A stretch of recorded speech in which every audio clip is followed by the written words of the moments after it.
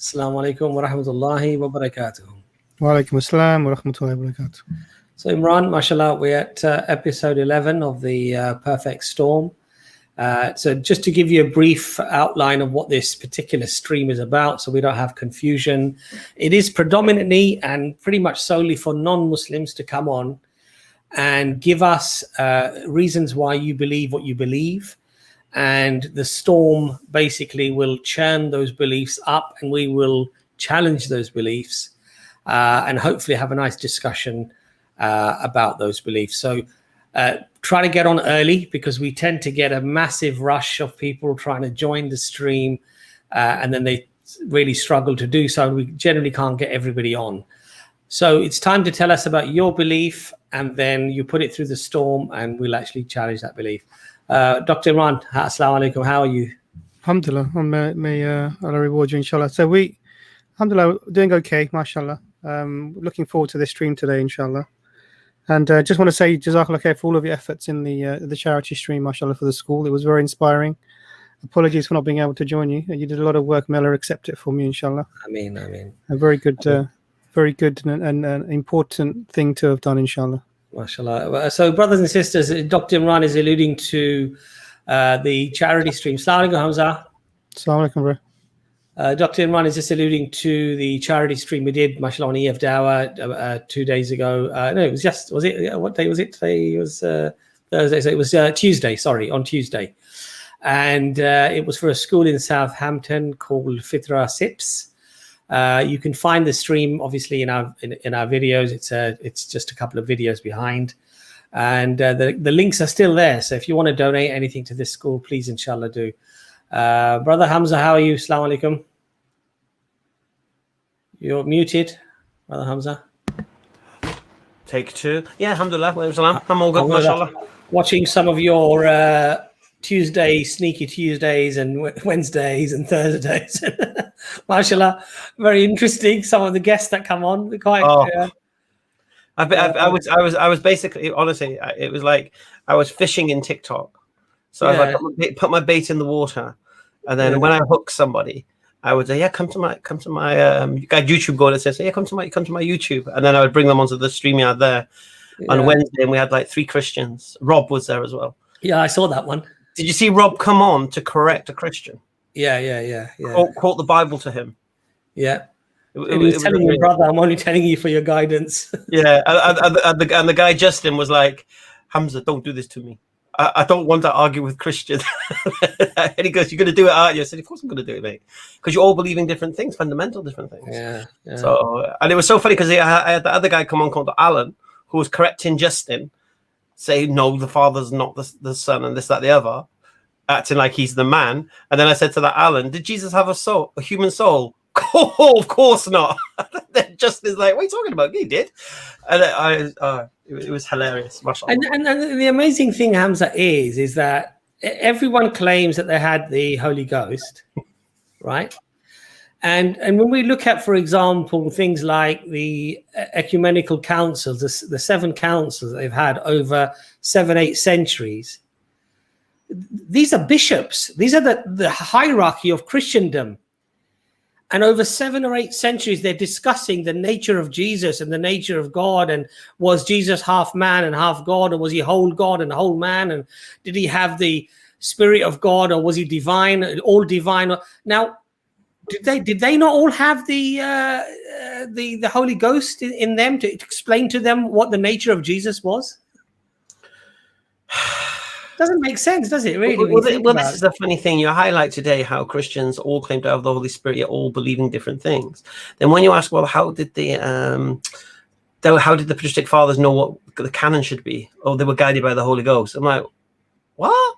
But you guys all claim to have that and are all being trolled, all believing different things. Yeah. And then you put your faith in that? Yeah, I know.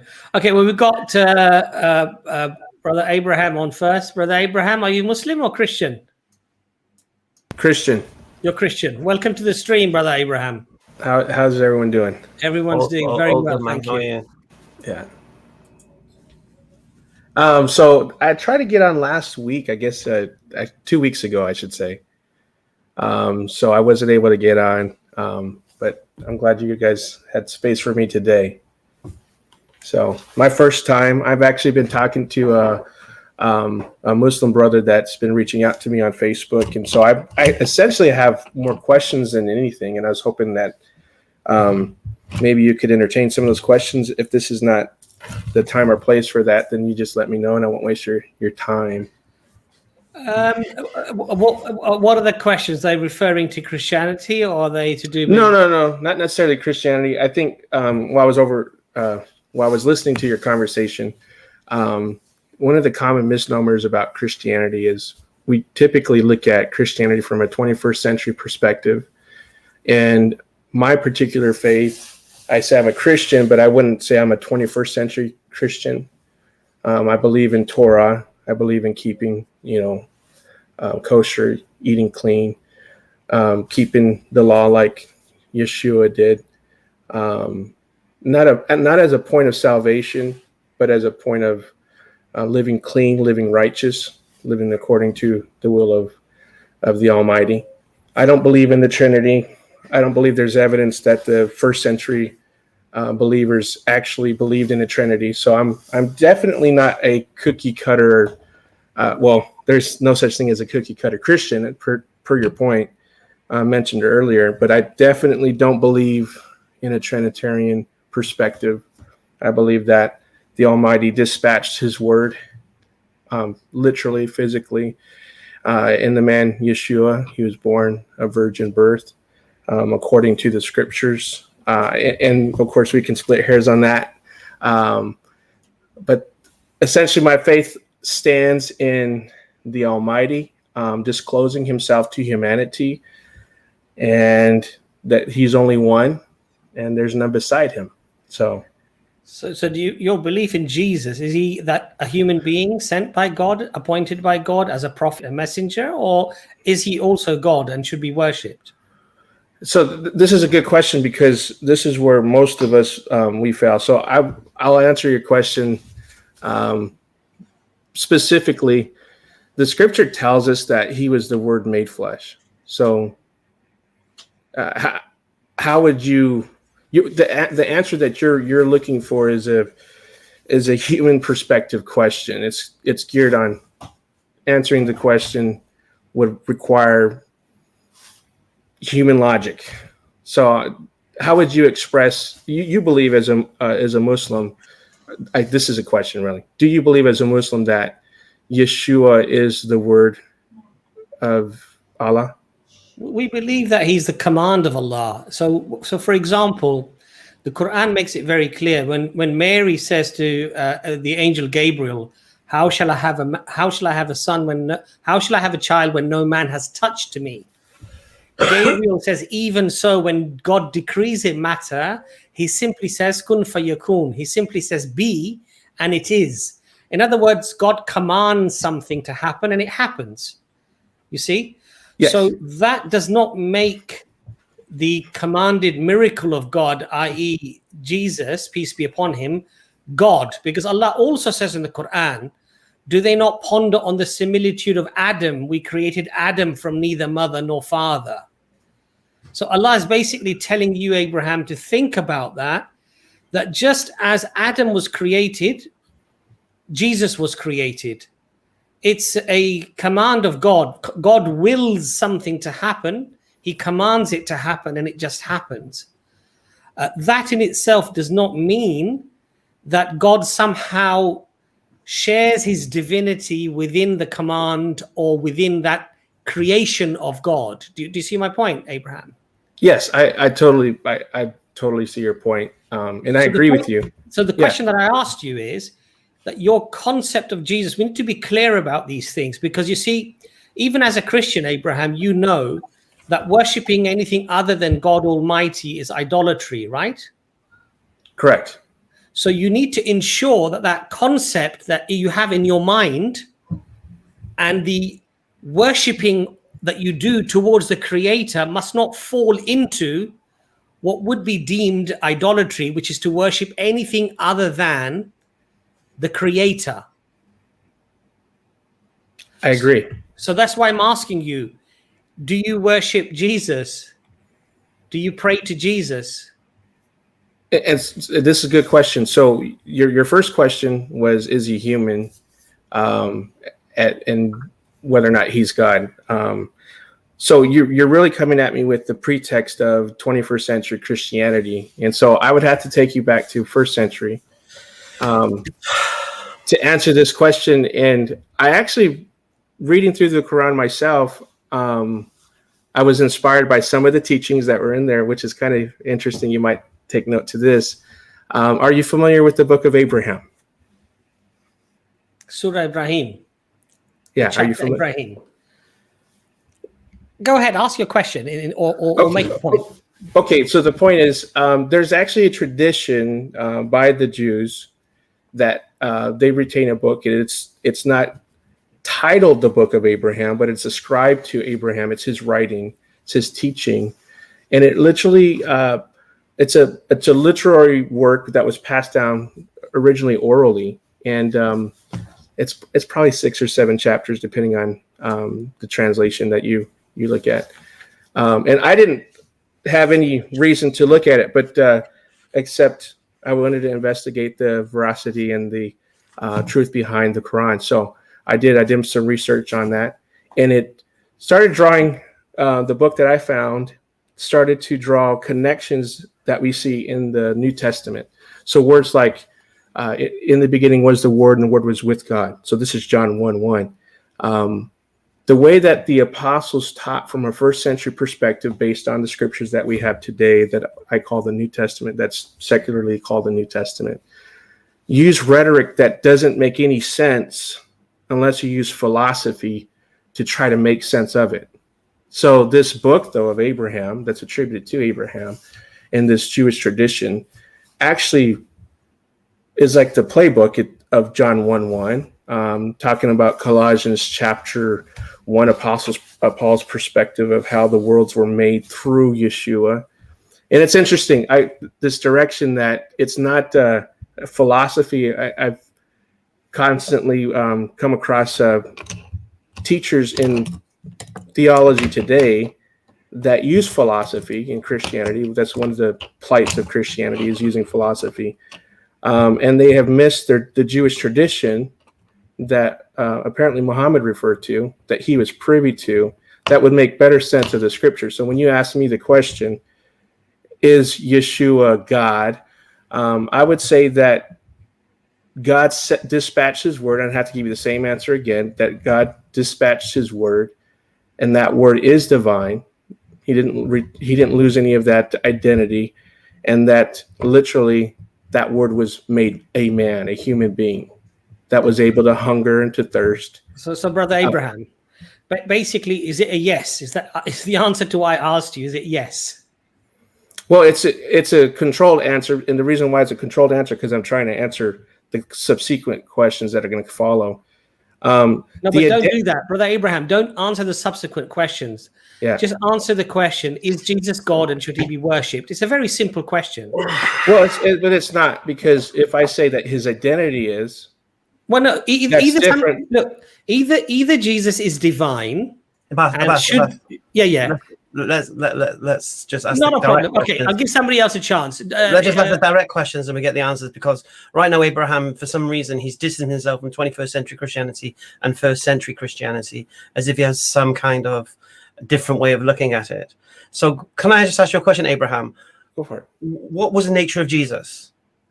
Did he have two natures or one nature? Did he have a human spirit and a God spirit, or did he just have a God spirit? Well, I'd have to ask you the question is, what do you define as a God spirit? Well, okay. Was he just a human then? Did he just have a human spirit? How many natures did he have? Well, how many natures do you have? No, I didn't ask that question. I'm asking you the question. No, I know. How many natures did Jesus have? Well, I mean, I have one nature. So you don't have a spirit that's. No, I have a spirit and I have a body. Is that that makes me a person? Okay, but is that spirit human, or is it spirit? Yes. So your spirit is spirit. Yes. Okay, and your flesh is flesh, right? Yes. Okay, so you're two parts. Two with the one person I'm looking at on the screen. No. No, one person is made up of mind and soul, mind and body. Yeah, that's a person. That's what makes a person. When you die and Abraham. This is very important. Abraham. It's important that you answer the question. No, it's a waffling question. No, because if we're on different pages when it comes to just the humanity, question. Yeah, no, well, it's not simple if you don't have the understanding of Scripture. Abraham, I have one nature, me, human being. How many natures did Jesus have? You don't have one nature. Is my point. You have. I do have one nature. You have your. If you were to lose your arm, did you lose part of your nature? No. Why not? Okay. What makes me a person? What makes a human being a person? You have your physical identity, your natural body, and you have a spirit body. Right, mind and body. Okay, you can call it mind. That's fine if you want. Okay, will. How many wills do I have? I assume you have one. Right. So how many wills did Jesus have? I assume that you're speaking to the scriptures. You want to go to the scripture. This is going to go to I'm asking you as a Christian, how many wills do you believe Jesus had? He only had one. Right. So did he have? So he only had the human will. Well, you're saying human, and when I say human, I'm referring to the flesh. I'm referring to this. Where do you get your definitions of what a person is? The scripture talks about the flesh, the man, that in the beginning, in creation story. Do you believe in how Adam was made? How was Adam created from the Muslim tradition? This has nothing to do with my question. I'm just asking. It does, because it defines us as a human. It doesn't. It does. Abraham, it doesn't. You're saying it doesn't. Are you arguing a person is not made up of mind and body? Are you arguing against that? I didn't say that. I will use. You agreeing with that? I will use. That's two separate. That's two different, very unique attributes of a human. No. Yes. No, it's one nature. You just defined them. You defined them as being two unique attributes to a person. Doctor, please, can you explain to him how my body is human and my mind is human, which means both of them equal one human nature? That's what I was saying. I'm in agreement with that. So I'm quite confused as well, actually, about what you're saying, Abraham. I just want to sort of lay out a few things, if that's okay. Excuse me. So, because you distance yourself from the vast majority of Christianity with your individual stance that you've taken. You said that you were a non-Trinitarian Christian. Correct. That makes you unique. You said that you didn't believe in the Trinity, but the answer you've given to Abbas is that you believe that it sounds to me as if you believe that Jesus is divine because he was the Word made flesh in a literal sense. Now, the question that Hamza is following up with you, because this is important, is: was Jesus fully human or not fully human? And let me unpack it. There's no traps here. I'm just laying it out for you. All right. If you're a fully human being, would be what you or I would be. So whether you want to say mind or body and soul, or however you want to put it, will, body, and soul, this is what comprises a human being. Okay. Now, the question here is that this is what if Jesus became fully human, if this is what that was.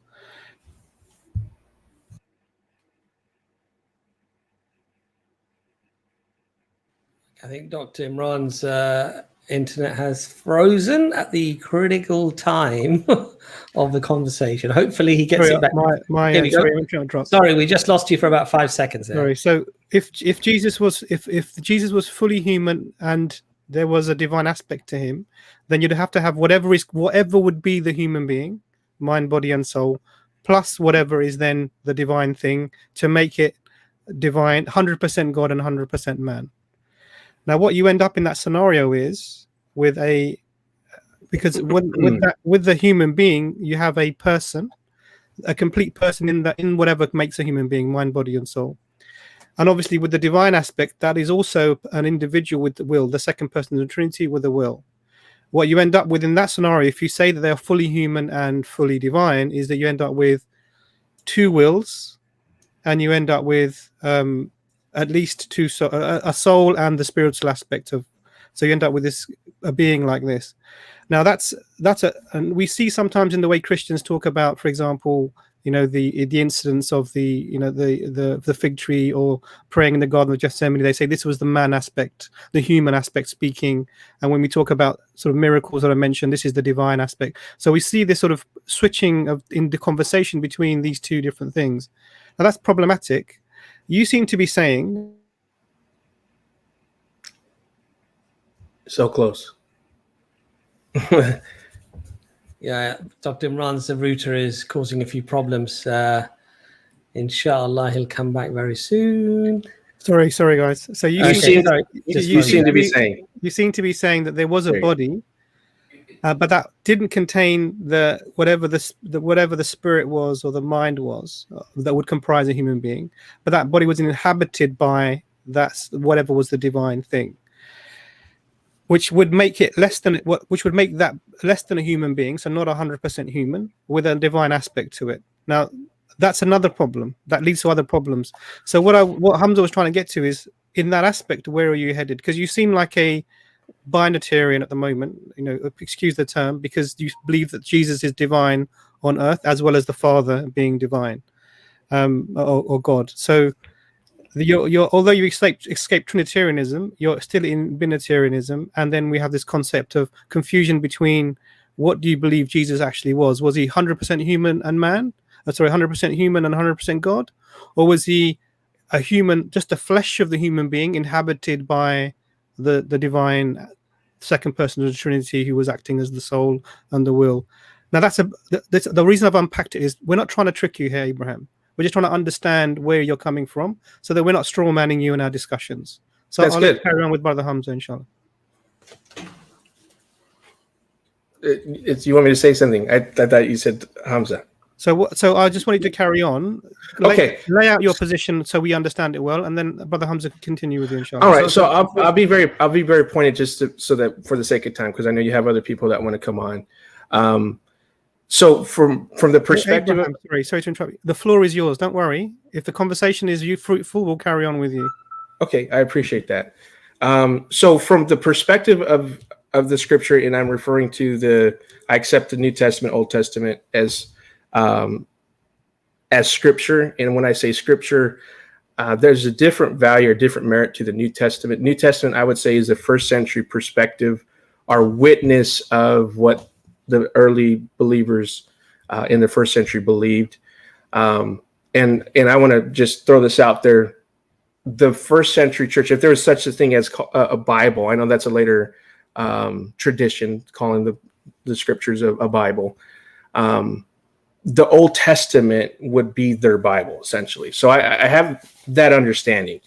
So when we talk about, when I talk about Yeshua being the Word of God, I believe it's closely aligned to how the Muslims understand. Your explanation, Abbas, is similar to how I would say that the dispatched word, the command, if you want to say command, you don't want to say word, that's fine. But the word, I use the word word, and it was so. So just Genesis chapter 1, in the beginning was the word that was spoken. The spoken word of God created the cosmos, universe, the universe, one word or one saying was created. And so I see that when I look at the scripture, when Abraham Leanos looks at the scripture, I see this truth being manifest to me, that the man that we are referring to as Yeshua, and I make a distinction. I don't say Jesus unless we're speaking to English-speaking people. I guess we all speak English here. As his nickname and not necessarily his given name, because Jesus itself doesn't mean anything. But when you put the words in context, if I say Yeshua, which means salvation, or he shall save, Abraham. It brings perspective. Hamza, no, I know, and I'm answering the question. I know it's a little elongated. I apologize that it's elongated. No, but answer the question, and then you can support it with all your supporting evidence. But just answer the question. Yeah. So it's important to have that understanding that Yeshua he reveals the Almighty in the flesh. He is disclosing by way of actions, by way of his teachings, and so on. So physically, he was a human being in every concept of the word. And I believe a human being is defined as a person that has a physical body and has a spirit. So he didn't have two spirits. Just to clarify something with you, Abraham. Just two things I'll let Brother Hamza carry on. So the first thing is the Islamic concept of Jesus being a word from God. That's what it says, a word from God, is simply the same as when God created Adam. He said, "Be," and he was. There is no divinity attributed to Adam, peace be upon him, because of that being the creative result of the word being used. And Jesus, peace be upon him, is the same in that sense, because his birth was a miraculous birth. We believe he was born of a virgin, as the majority of Christians should as well. And the being called a word of God or a word from God is not a something that gives you in yourself any aspect of the divinity. So that's one thing I want to clarify, because you were trying to lean on the Islamic concept as if it was similar, but I think you're describing a different concept. And the other thing is, actually, if you're in us, do we have a divine soul? The spirit of man returns to the Creator. Do you believe that? So so the question is really specific, because that's, no, I know, and to explain it, I want to know if we're on the same page on that. Because you may have a different understanding. Your audience hears your perspective, then they hear mine. And if we're comparing apples to oranges, do you agree that we have to get on the same page when it comes to terminology? I agree. So the answer to if you believe that the soul is somehow divine in itself, then the answer to the question is yes. And if you think it's not, then the answer to the question would be no. And then the supporting evidences can come later. So the question is, Muslims, we do not believe that the soul is in any way like the Creator. Nothing at all. The soul is a created thing, just like an apple and an orange is a created thing. Okay. The question to you now, do you, Abraham, think that the soul is somehow like the Creator or divine like the Creator? I believe that Genesis tells us that we were made like Him. So we were made to, so we do have similarities. Actually, the two words that are used in Hebrew in Genesis chapter 1 refer to this. So we are able to reason. We're able to, in fact, when the Almighty appointed Adam over the work of all of his hands, He gave him sovereignty. So we operate as he operated, but on a micro scale. And respectfully, Abraham, you're sort of avoiding what I'm asking you. So yes, I believe that from the similarity, as the scripture says, a likeness, we do have divine attributes. That's not saying that we are God. Right. So what's the difference between you and Jesus? Well, I wasn't born miraculous. Okay. Well, but there's a lot of differences, and that's just one. Okay, so, that's a good answer. What's the difference between Jesus and John the Baptist? The same. We could just use the same answer. But you can't. Yeah, you can. No, John the Baptist's birth is more miraculous than Jesus's. Well, when you say more miraculous, can you help us understand what you're talking about? Yeah. John the Baptist's mother had no eggs. And how do you know that? Didn't have a uterus? She didn't have a uterus? She was barren. Barren doesn't mean that you don't have a uterus that has. No, it just means you've got no eggs. You're too old. It doesn't. It means you can't bear. It just means you can't bear. No, it just means you can't have children because you don't have eggs because you're too old. Okay. That doesn't mean that. It does mean that. From your perspective, and I'll No. This is not opinion. This is not because I know young women that have eggs that cannot. Okay. Children. When the Bible says a woman's barren, that means, huh? When the Bible says a woman's barren, what does it mean? That she cannot bear fruit. Why not? I wouldn't know for each individual. This is because of her age. It's not just your age. There's young. I've just said today we have understanding. Okay. We have young people that cannot bear children.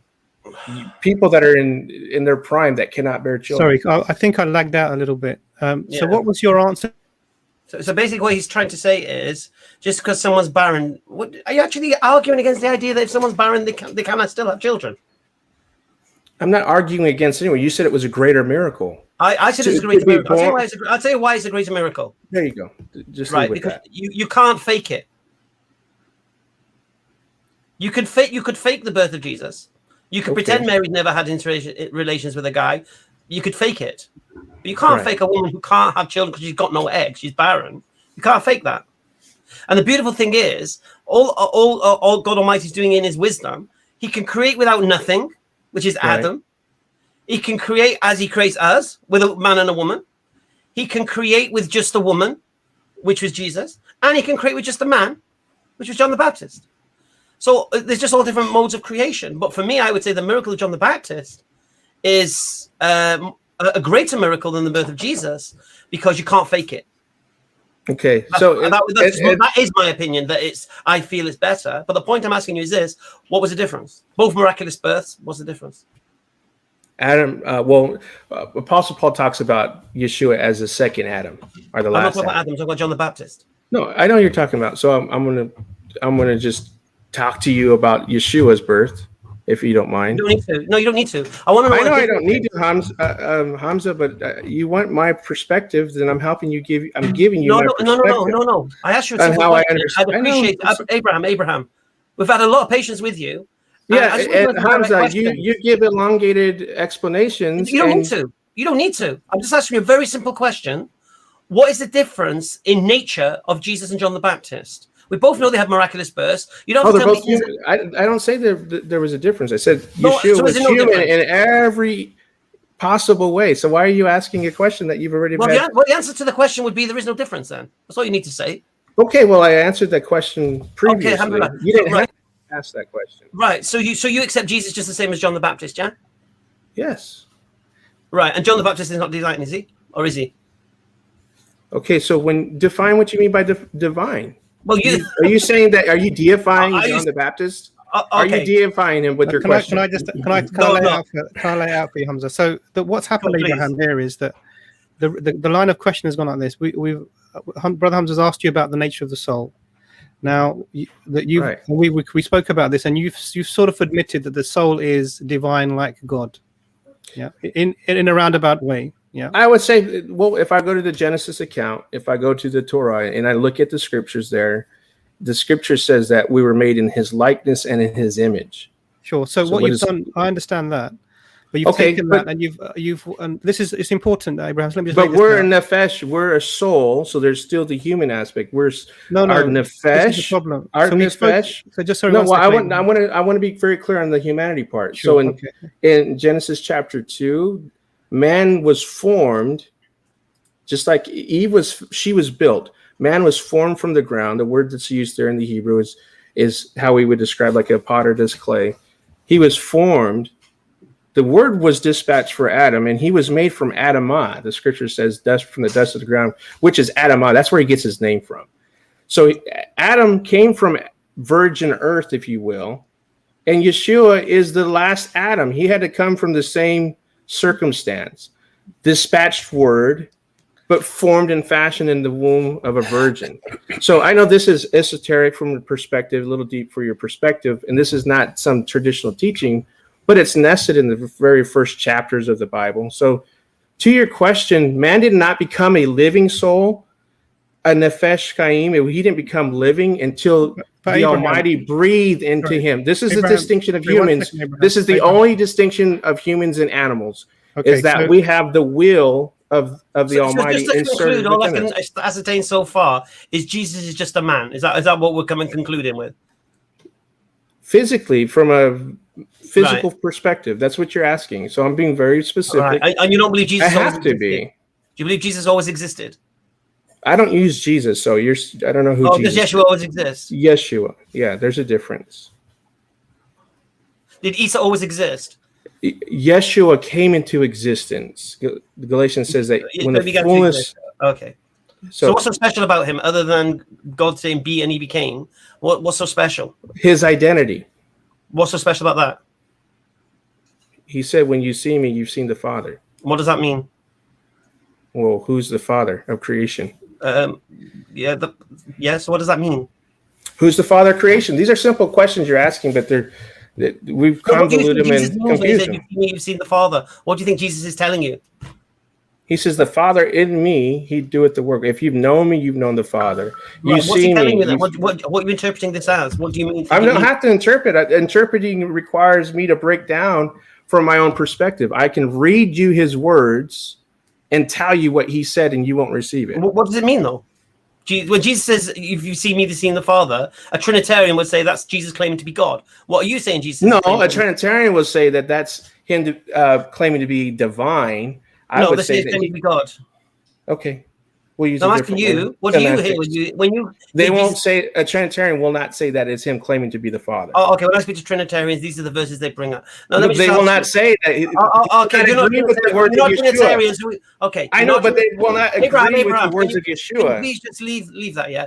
You're not Trinitarian, so who cares what Trinitarians use it? You're in the perfect storm. It's your beliefs. So when you hear Jesus say that, what are you hearing?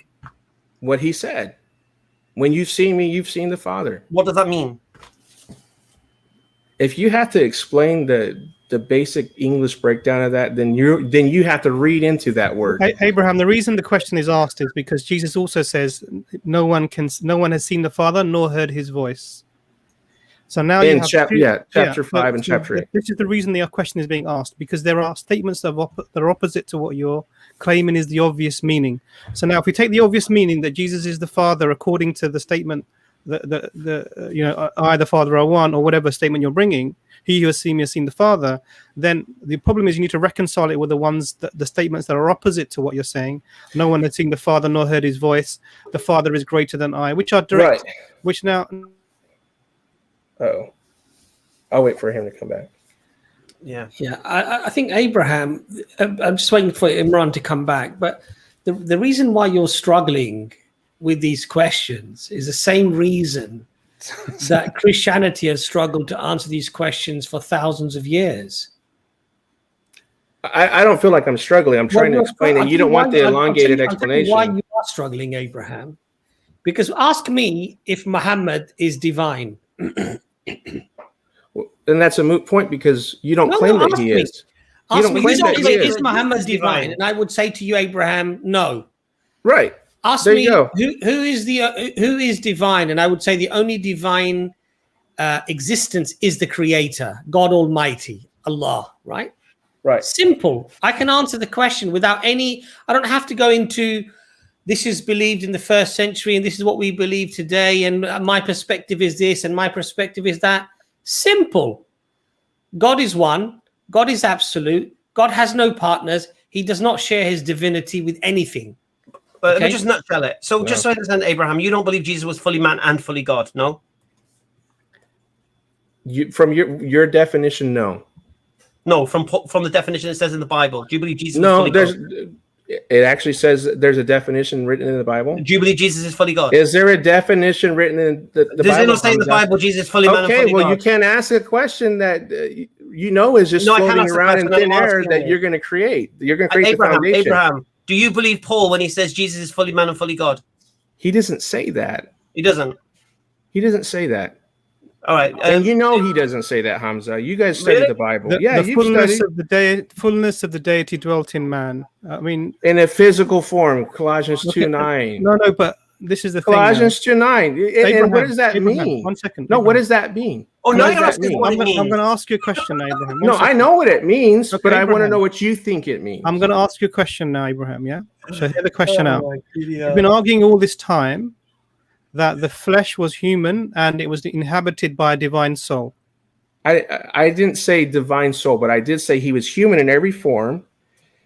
And so what makes him divine? His identity. And this is very important that you receive that. His identity. No, but there's a problem here. Who he is. Abraham, let me there's not a problem with it. Abraham, you have to hear the other person's contention before you disagree with them. Yeah. Okay. So I'm not saying that we have to agree. We can completely disagree, but we should be able to have a discussion. Yeah. Yeah. So I'm going to step back a little bit. So you've said that the soul of humans is somehow like God, i.e., divine like God, and Jesus also had a divine soul in a human body, and Hamza tried to do the comparison between John the Baptist and Jesus to see if there was any difference between them.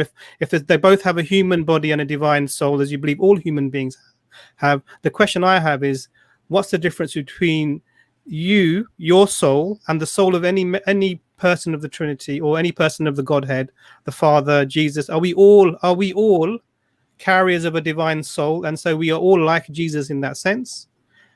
Or is there something specific about Jesus that is different from him compared to any other being that might be there?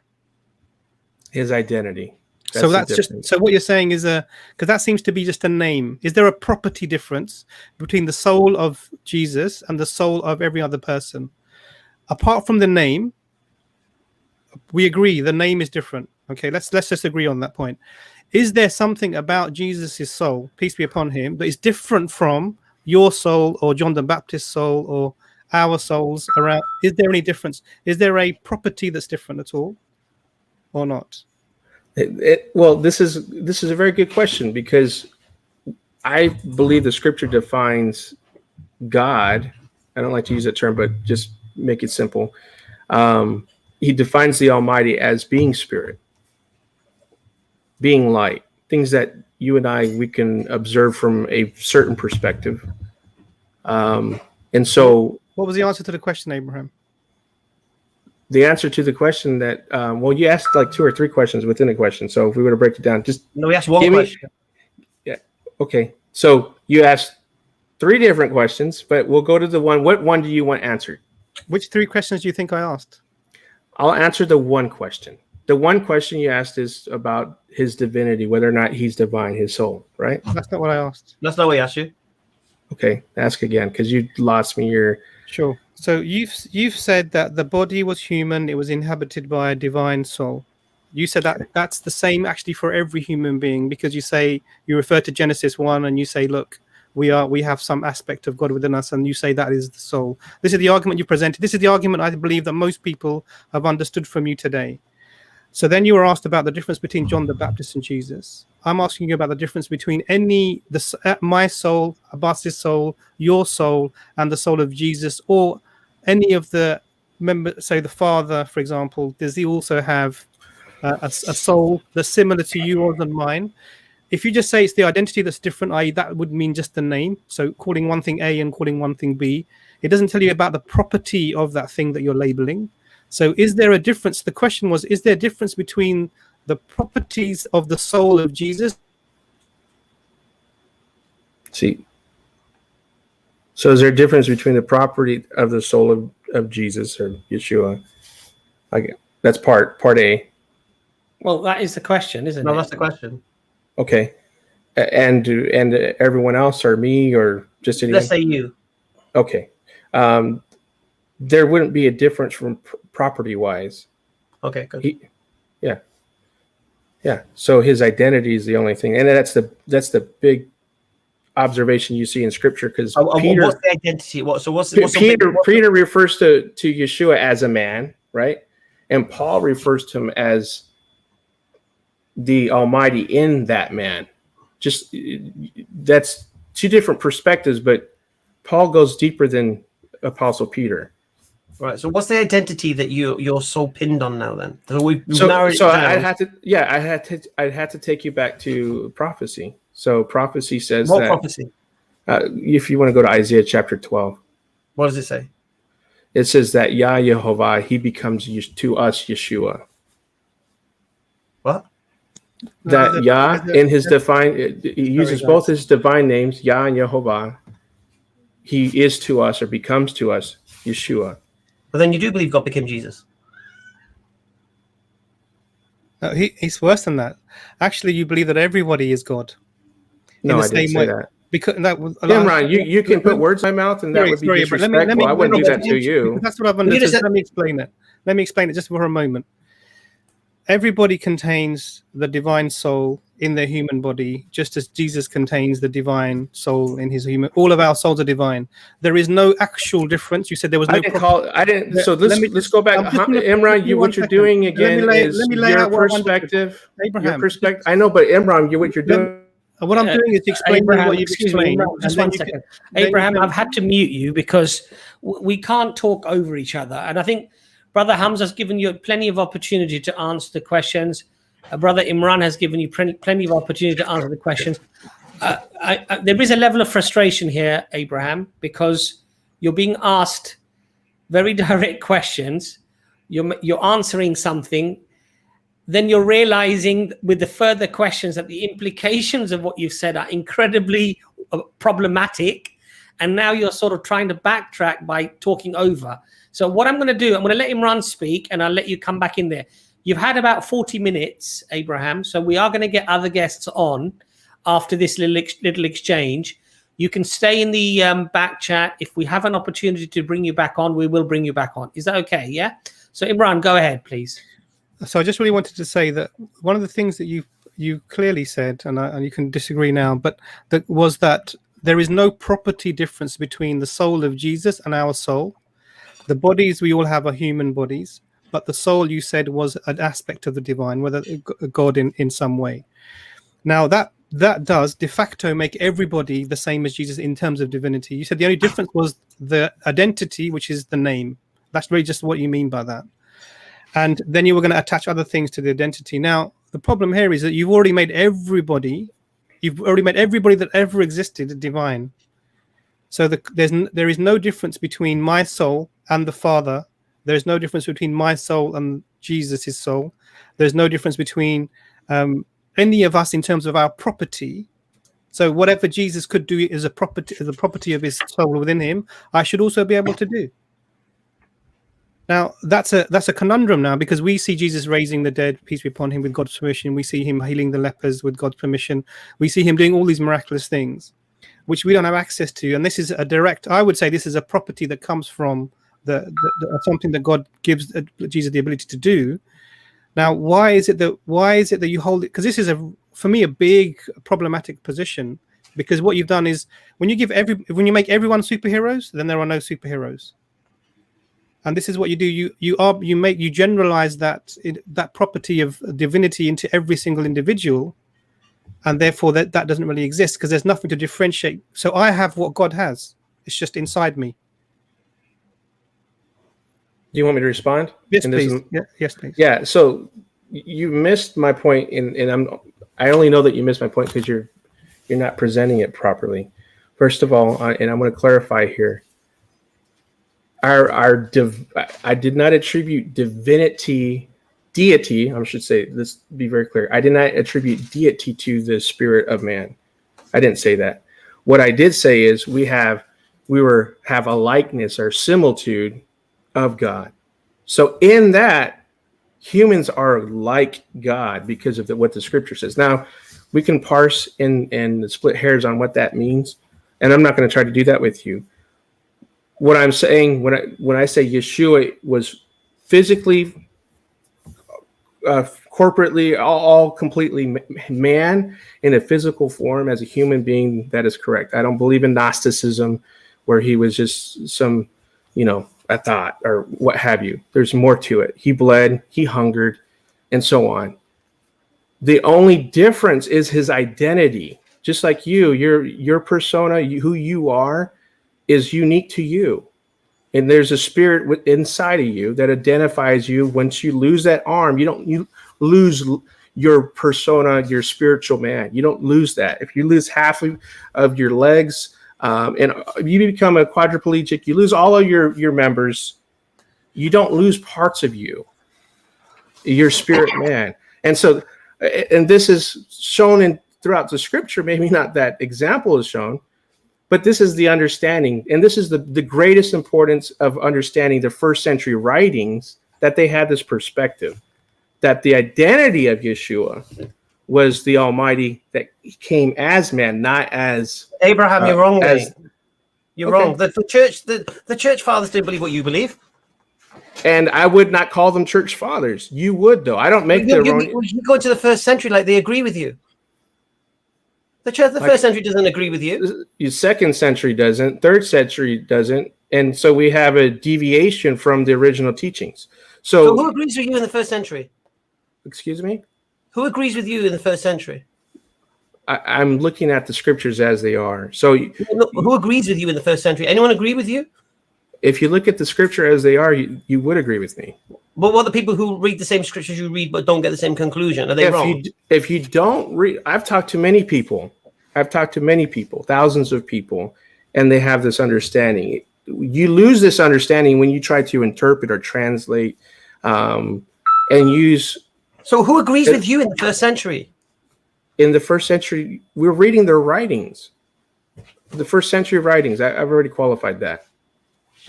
How do you know you're reading their writings? Which writings of theirs are you reading? Excuse me? I'm sorry. Which writings? What are you reading in the 1st century? So we refer to the New Testament, and I know you're going to go on this long rant about which ones are which and so on. So say it again. Sorry. The 1st century writings would be the New Testament. Right. So you believe the New Testament supports your idea? I believe so. Yeah. But you wouldn't. You don't have enough time on this show for me to show you that. You know what? I don't disagree with you, mate. Amen. I don't disagree with you, mate. I'll ask you something, and you'll give me something completely different, and nothing to do with what I asked. I mean, right now, Glenn the evangelist. I tell you what, most Christians that are stuck in philosophical reasoning don't agree with me, and I'm okay with that.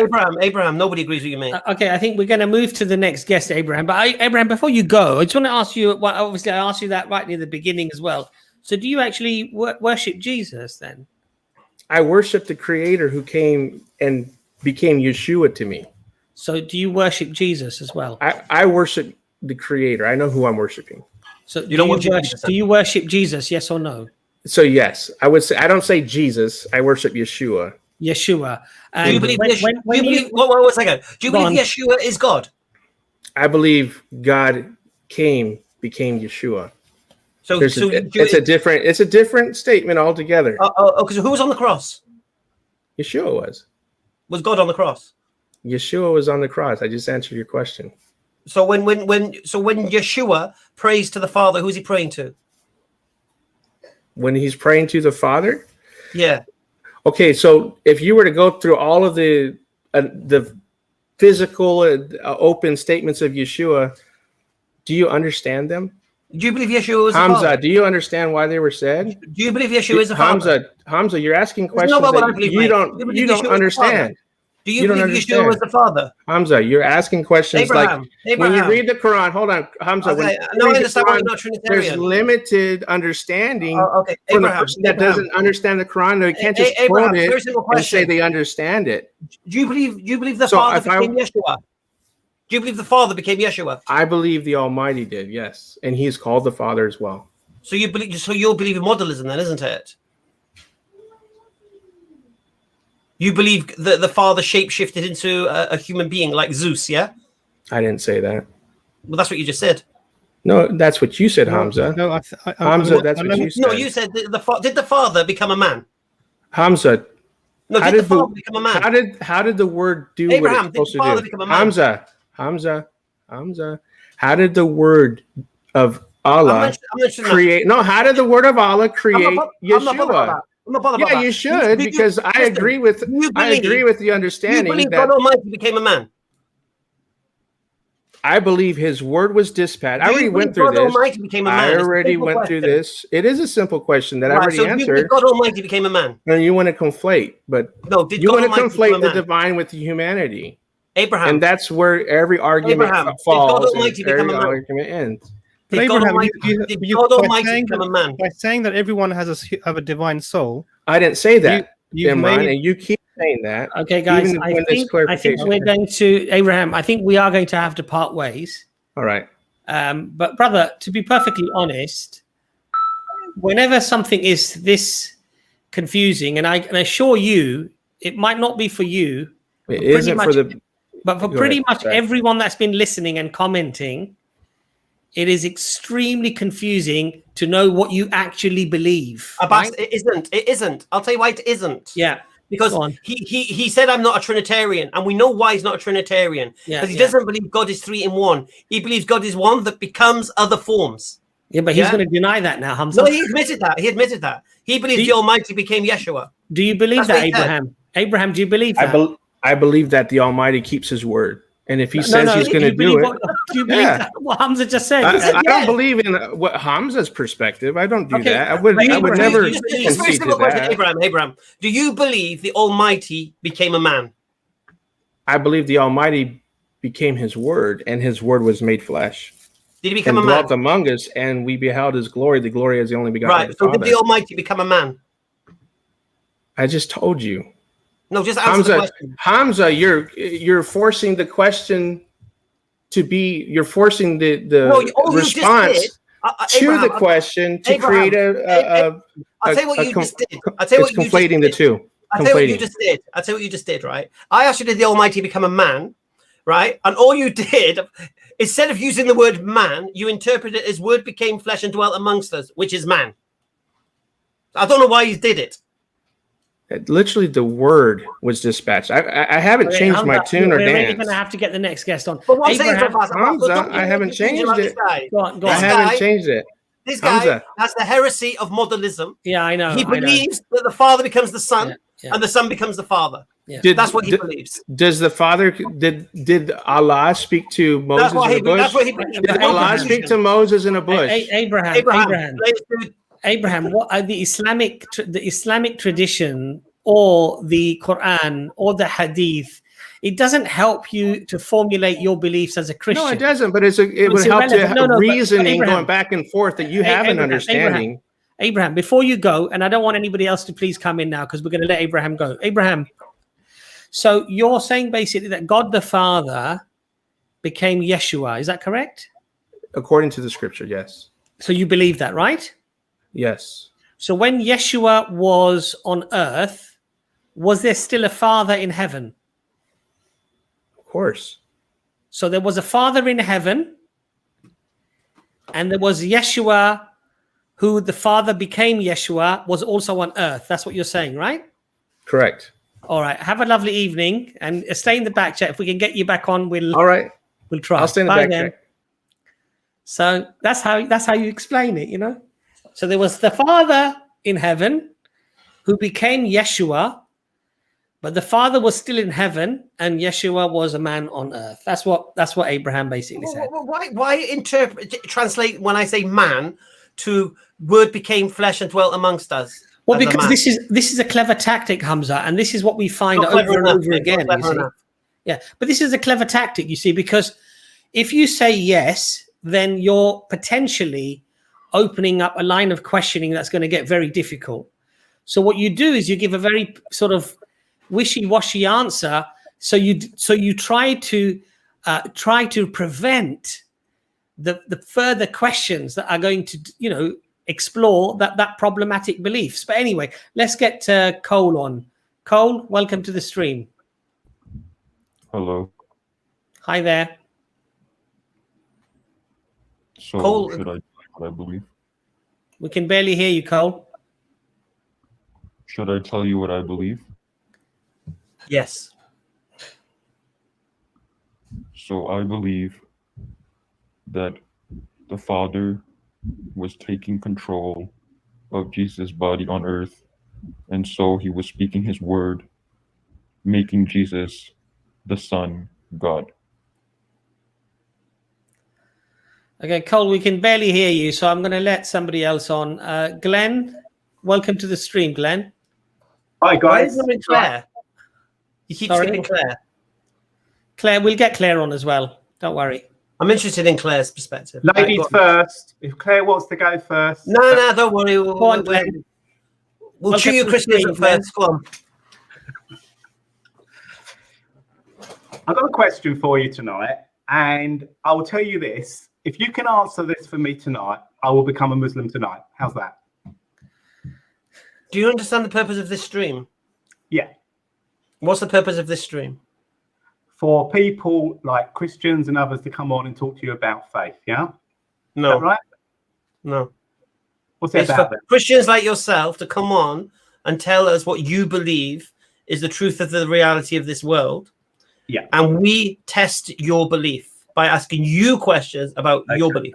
All right, well, let me word my question in a different way.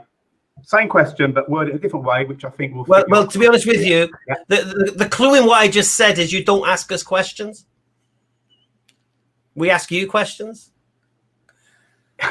Oh, go on, Hamza. I'm intrigued, Hamza. Let's break the rules. How can I have a you want to hear this question? You want to hear this question?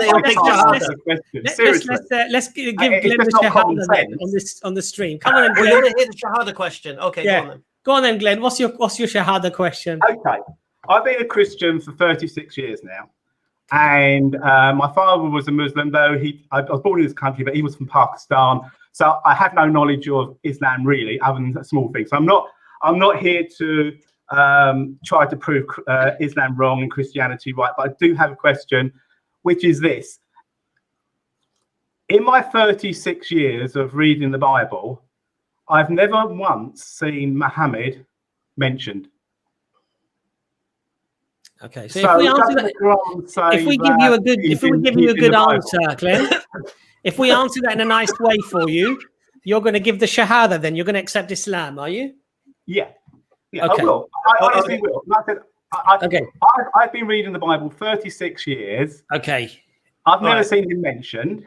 All right. So, you know the question you sometimes ask, you say to Christians, oh, where's the word Trinity in the Bible? Okay. And it's not in the Bible. Glenn. Hamza, just 1 second, Hamza, before you start, I'm going to let you come in.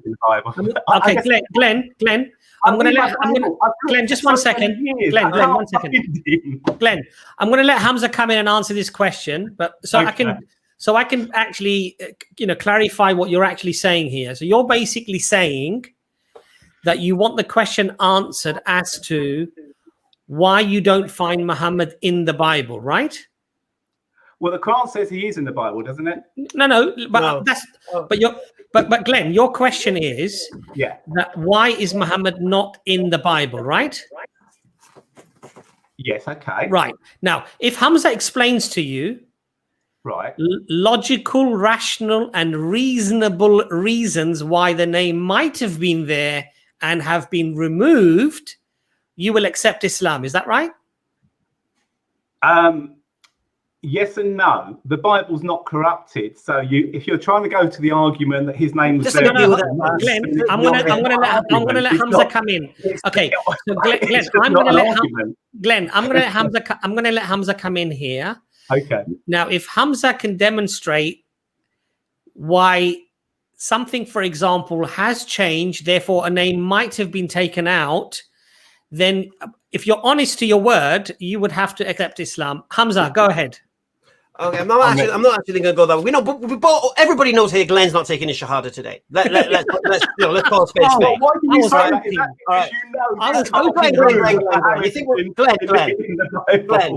Glenn, you think we're fools, yeah? We're not. I'm really not thinking. Glenn. Okay, just let me understand one thing. Just let me understand one thing. Okay. Why would that make you take your Shahada?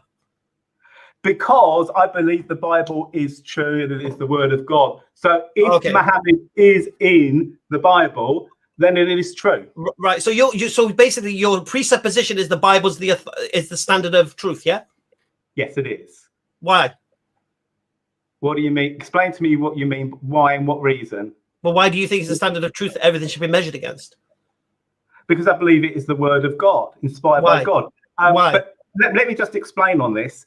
The Bible we have now, and I'm talking Old Testament and New Testament, I believe the original was inerrant without error. Why do you believe that? Now we do have corrections, we have variants, but because of good biblical scholarship, we know where those mistakes are, and that's why you know where those variants and mistakes are in the Bible, because of good Christian biblical scholarship. Right? We don't claim that it's without error as it is in this today. Glenn, why do you believe it's reliable? Why do you believe it's the word of God? Why? Why do you believe the Quran is the word of God? Forget that. I'm asking you. Why do you believe the Bible's the word of God? It's faith. It is faith. It is believing. Based upon what? I have, as I study the Bible, again, a bit like with the Trinity, we can talk about the Trinity, talk about the Bible being, as I study the Bible, as I read it, over the years, it proves itself true and true and true. How's it proven itself? Well, first of all, you could look at biblical archaeology. The Bible itself, as the word of God, has never proven to be wrong in anything it's talked about as far as biblical archaeology goes. Really? All right. So it's without error on that area. People have tried to say, one time people were saying, oh, Pontius Pilate never existed. Suddenly they find a stone, Pontius Pilate. They said the House of David never existed. Suddenly they find archaeology proof that the House of David did exist. Glenn, just so I understand. Just so I understand. You have no evidence as to why the Bible's the word of God. You just believe it is. I have evidence in the sense of, first of all, archaeology. Yeah. How do archaeology prove the Bible's the word of God? Sorry, stop. What archaeology proves the Bible's the word of God? What do you mean? Does prove that? I don't understand your question. Oh, okay. You said you have proof that the Bible's the word of God in archaeology. So what in archaeology proves the Bible's the word of God? Hang on, it's the weight of evidence. I'm not talking about one thing. So archaeology. No, let's stay with archaeology. Let's stay in archaeology. Points towards the Bible being true. Explain to me something. Yeah, go on. How does archaeology demonstrate the Bible's the word of God? In that one area of weight of evidence, because it's always been proven true in actually what it says. Okay, and why couldn't that just in the area of history and archaeology? I'm not talking the whole breadth of the Bible. I'm just talking about one area at the moment. Yeah, I don't mind that. So what I'm saying is, so let's say the author of one of the writers in the Bible knew something of the time and wrote about it. Say Pontius Pilate, for example. Yeah. How does that make it the word of God? One piece of evidence doesn't prove it to be the word of God. It's the weight. How does that even measure up? All right. Sorry? So archaeology on its own can't do it. What else does it? In the area of any particular, I'm not sure what are you trying to get at. I'm not quite sure what you're trying to say. I want to know why you believe the Bible should be a standard that everything should be measured against. Why should it be the authority? You say it's because it's the word of God. I'm trying to ascertain as why you believe it's the word of God. Now, so far, all you've told me is because it gets archaeological facts right. Yeah. Okay. So I don't understand how that makes it the word of God. So what else you got? I've got, for me personally, it is as I read the Bible, the Holy Spirit confirms to me it's true. Now you're going to say, well, that's nonsense. How do you know that's true? How do you know what I'm going to say? That's my. Glenn. Do me a favor, Glenn. When I became a Christian, I didn't know that the Word of God was true. Glenn. When I became a Christian, I actually, as I began to read it and study it, I began to realize it was true. The Bible says faith comes by hearing and hearing by the Word of God. So my faith grew as I heard, as I read, as I studied. Glenn, do me a favor. Exactly the same as you, as when you study the Quran, you know, actually, you feel that. Glenn, do me a favor, please. I've muted you a second. I've muted you. Just listen. Do me a favor. Stop answering a question and then telling me what I'm going to say in response. Because you don't know what I'm going to say in response. Because every time you've done it, I'm thinking to myself, I'm not going to say that. And then you go on to refute it. So you answer the question, you then create a straw man. Stop doing it. Please, I beg of thee. Go on then. I'll try. Right. So just so we understand, and you did allude to it, yeah? You're correct. I read the Quran, and I see truth in it, and I see it in my life. Does that make the Quran true? Word of God? Well, only you can. I don't know. No, does it for you? For your perspective, does that make it true? Because I read it and it inspires me and I see things daily and I see things in it. It's truth for you as the Bible is truth for me. No, I'm not interested in relative truths. I'm in absolute truths. Can it be true if you're... Okay, can the Quran and Bible both be true? No. Right. So if you think you've got the truth and I can't have the truth, can I? Correct. Right. But your standard of what you think is true is I can use the same standard and you won't accept it as true. Therefore, it isn't a standard for truth. For me, it is the truth. When I compare it with the Quran, which denies much of what the Bible says, Quran, then for me, the Quran cannot be true. Glenn. You believe as a Christian the Bible... Go on. Glenn, you believe as a Christian that the Bible is the word of God without the Quran. The Quran doesn't play a part in your support mechanism for accepting the Bible as the word of God. So I'm not sure why you keep appealing to it. It's got nothing to do with your beliefs. Your beliefs. I'm saying your beliefs because that's your belief, isn't it? No. But the point here, but the point I'm making. I'm trying to make the argument so that if you ask. Okay, let me change the argument. Let me change the argument. Okay, let me change the argument. A Hindu comes, believes in Hanuman and the monkey army, based upon his scriptures, and he believes it's true. Yeah. Is it true? No. Why not? He gets inspiration from it and he gets guidance from it and such, and he sees it working in his life. Why isn't it true? Because there can only be one truth. Right, exactly. So why have you got the truth? Why is yours the standard then?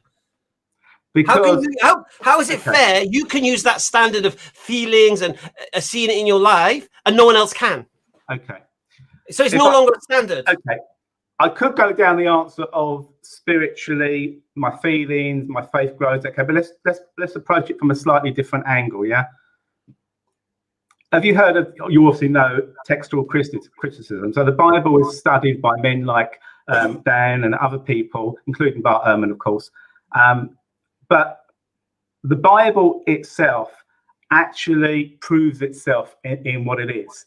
So for me, as I've studied it over all these years, I came to the conclusion it was true because it proved itself in many ways. Not scientifically. I'm not going to make claims. There are things in the Bible, as you say in the Quran, that maybe you could say that proves science. But actually, in itself, it proves itself. So, for example, at the very beginning of the book, in Genesis right to Revelation, there is a stream, a line, a silver thread that goes through it that points to Christ. All right? No, there's not.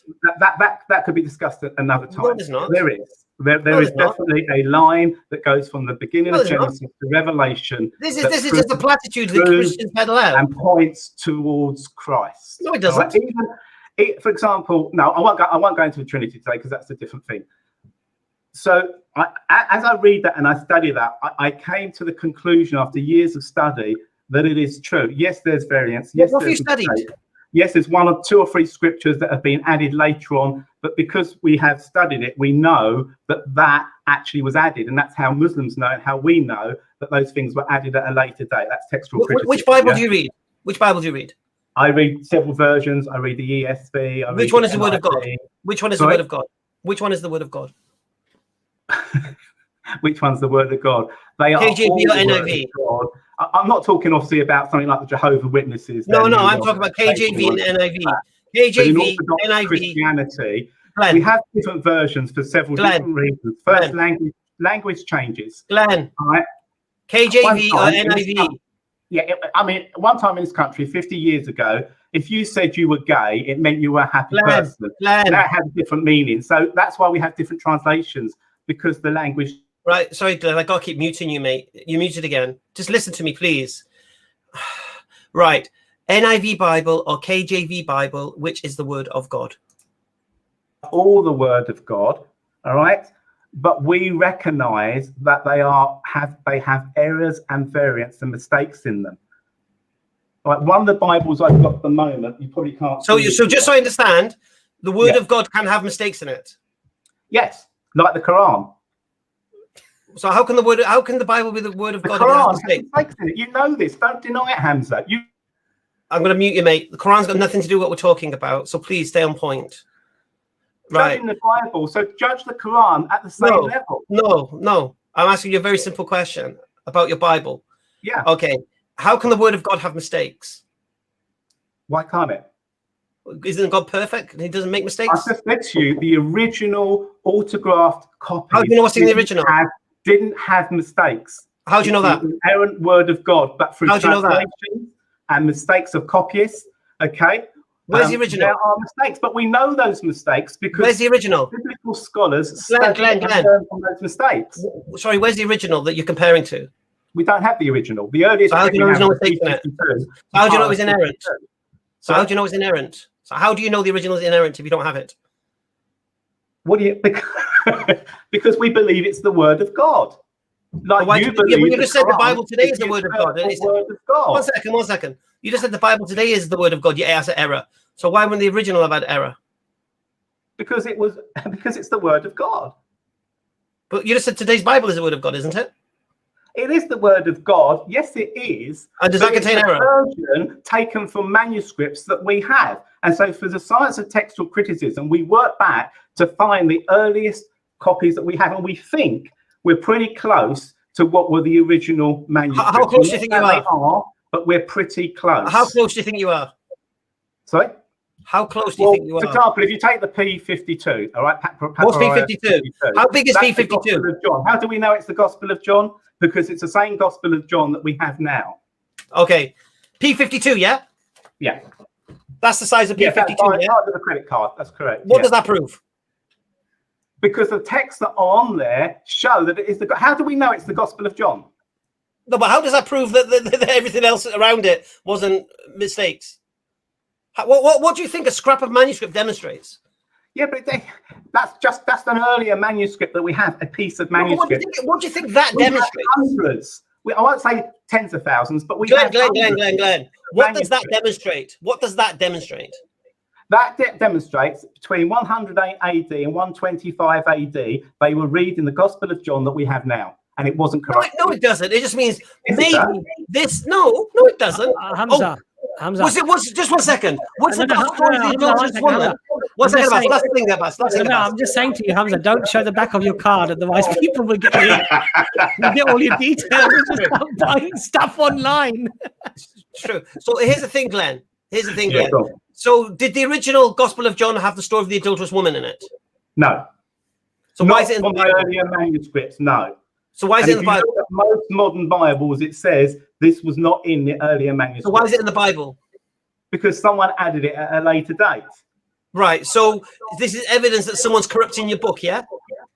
Yes, someone tried to corrupt it, but it was not tried. Did. Yeah.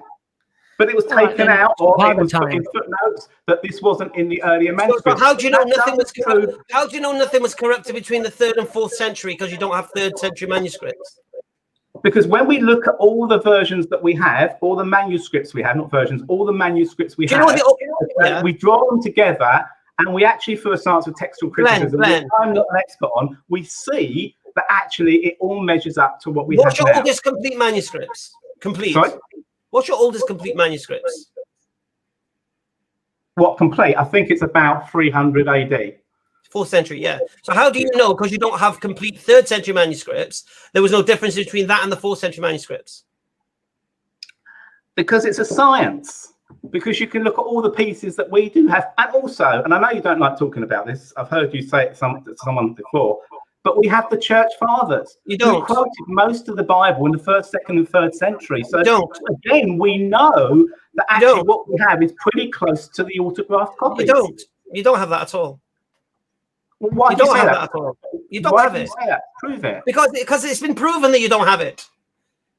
Who by? It's just a platitude. It's just something you say. No, you think no one can test it. Hamza, it's not, Hamza. You're making statements that sound great, and you get away with saying that to people that don't understand the faith, like Abraham. But you cannot say that as a definite. You can. You can't, because you haven't got the evidence. Oh, okay, I can demonstrate right now. I can demonstrate right now that Eusebius was a corrupter. I can demonstrate it right now. Would you like me to do it? No, I know. You know he was. Yeah, on some things, but we're not. So the guy who wrote, just 1 second. You take the weight. Just so I understand one thing, Glenn, and then I'll let Dr. Imran come in. Just so I understand one thing, you concede that the man who authored church histories, Eusebius, was a corrupter. Well, you accept that? I wouldn't use that term, and whether people actually altered what he wrote at a later date, I don't know.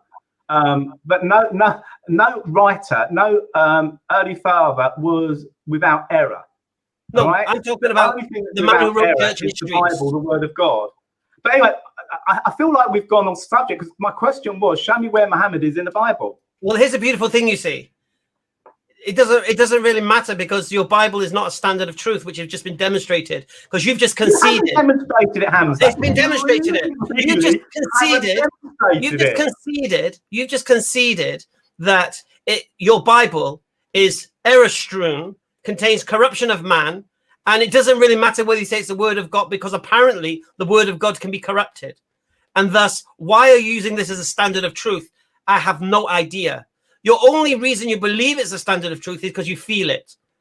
That's it. No. And it's nothing. No. And my last question I would leave you with, show me anywhere in the New Testament I can find the name of Jesus. Anywhere. What do you mean the name of Jesus? I'm not following. Well, you're asking for the name of Muhammad. I'm asking for the name of Jesus. So a Jew could turn to you and say, show me anywhere in the Old Testament where the name of Jesus is mentioned. Well, Jesus, as you know, is a translation of the original Arabic name or Aramaic name. So it's Arabic name. Aramaic. What's the Aramaic name? Sorry. Yeshua. Yeshua. Yeah. Okay, so where is Yeshua? Where is the name Yeshua found in the Old Testament? Where is he found in the? What do you mean? Where is he found in the Old Testament? If I'm a Jew,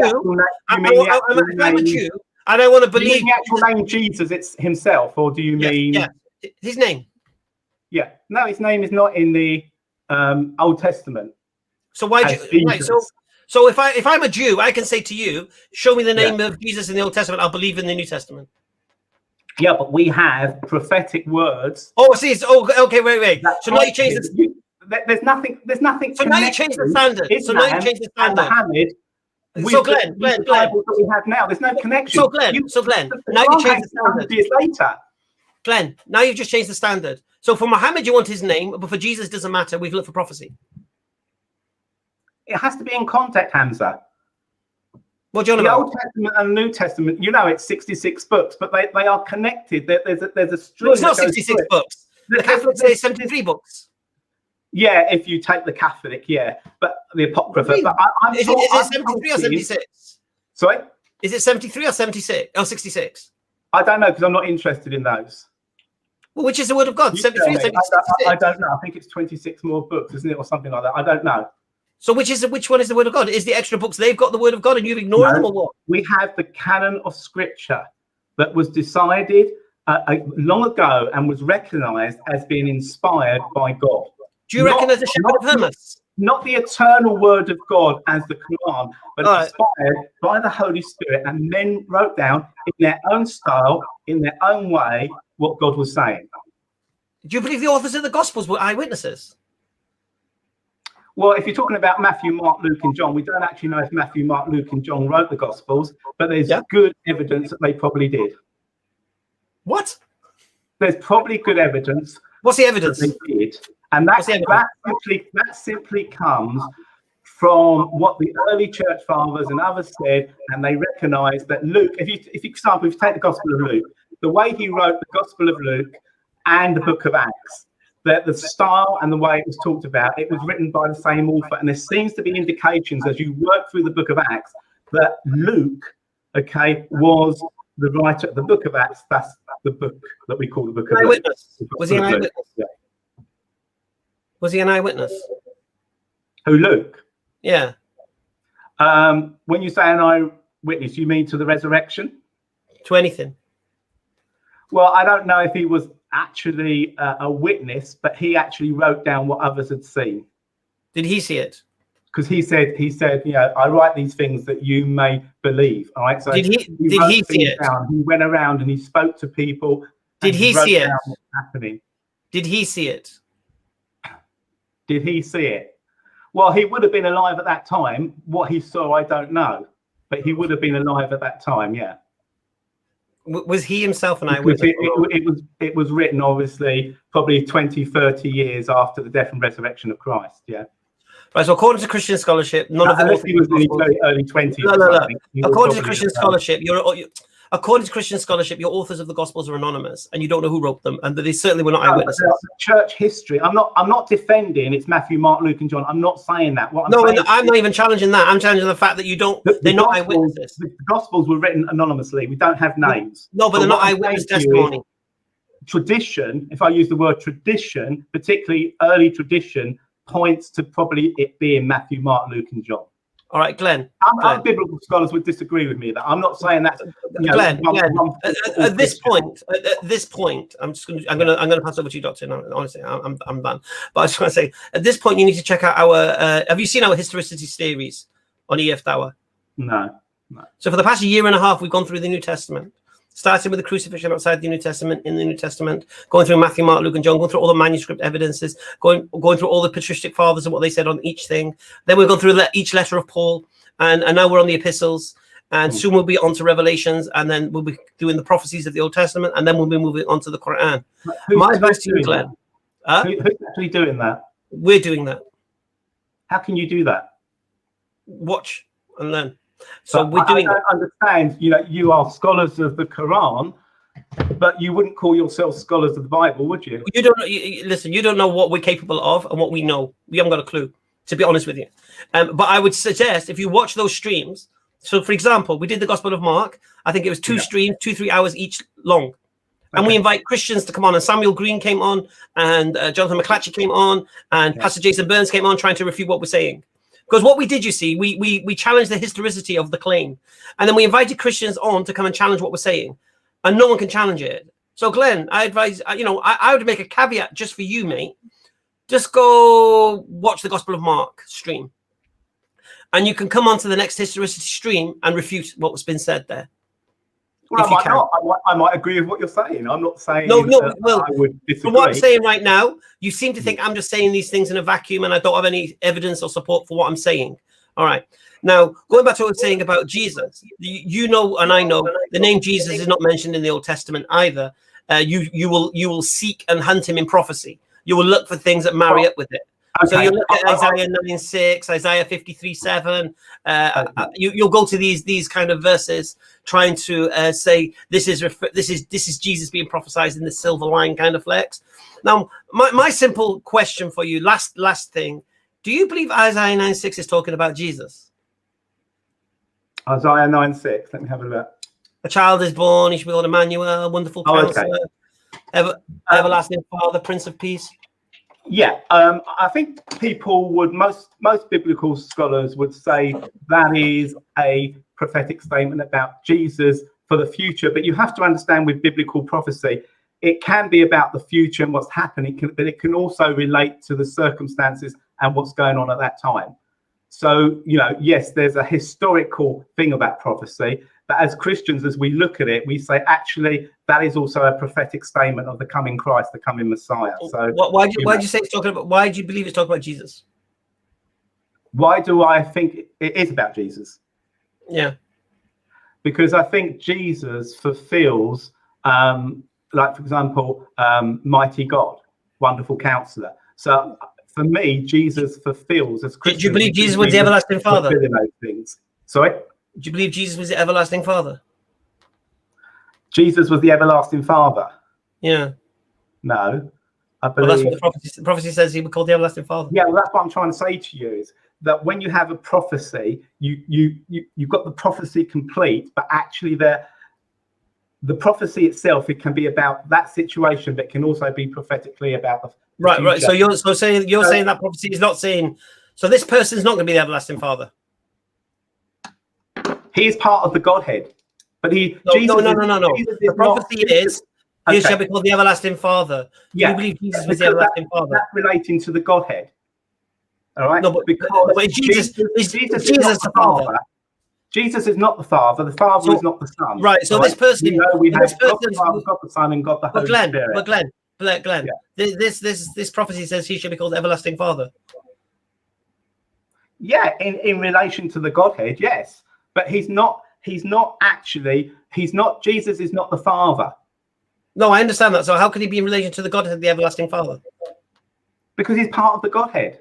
But how does that make him the everlasting Father? But what you're trying to do, you're trying to make this one prophecy fit all and tick all the boxes. I've tried to okay, so prophecy doesn't have to tick all the boxes. Is that what you're saying?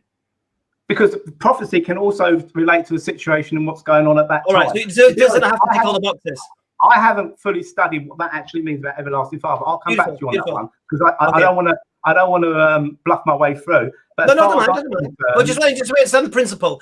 Just let me hear those words again. A prophecy doesn't have to tick all the boxes. Is that what we're saying? Because it can be historically for that time as well. So it can have now implications. Do you believe Jesus was a Prince of Peace? Sorry? Do you believe Jesus was a Prince of Peace? Yes, I do. Why? Because he was. He's the one that brings peace to mankind. Is that what he said? He came with peace, or what? Yeah, he came to divide. I know he came to divide families, because some would choose to follow him. Did Jesus tell you he came with peace, or did Jesus tell you he didn't come with peace?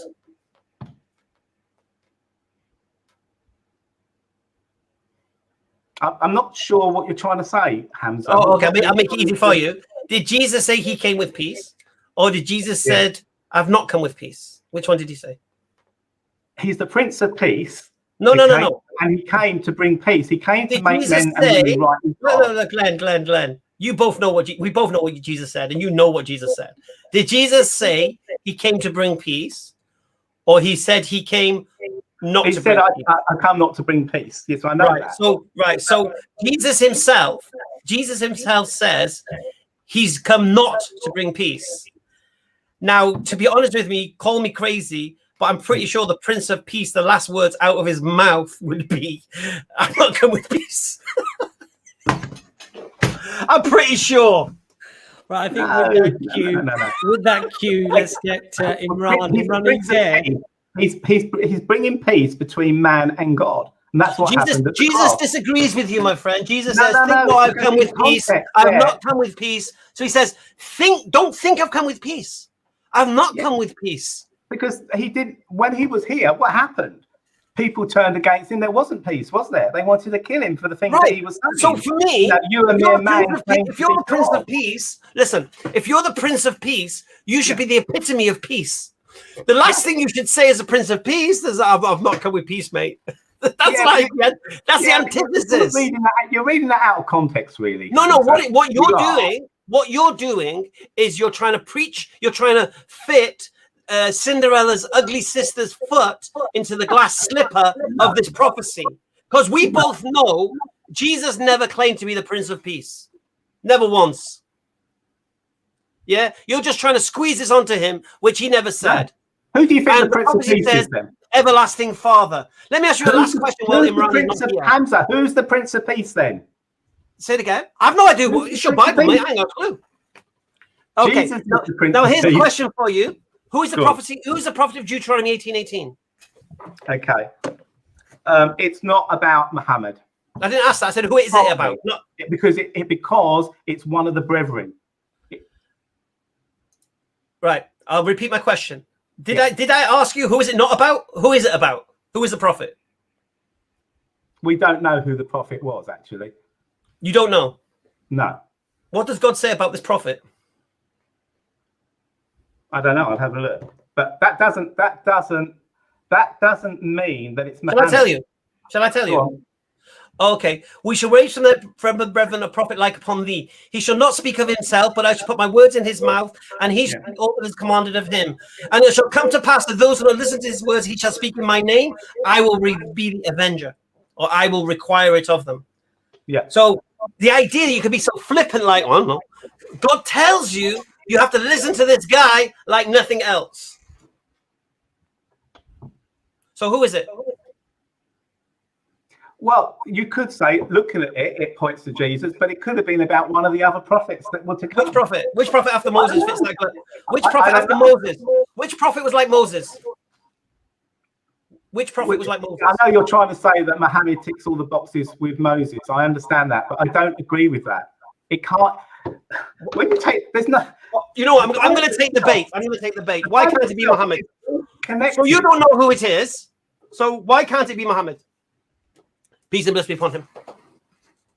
Because it's not.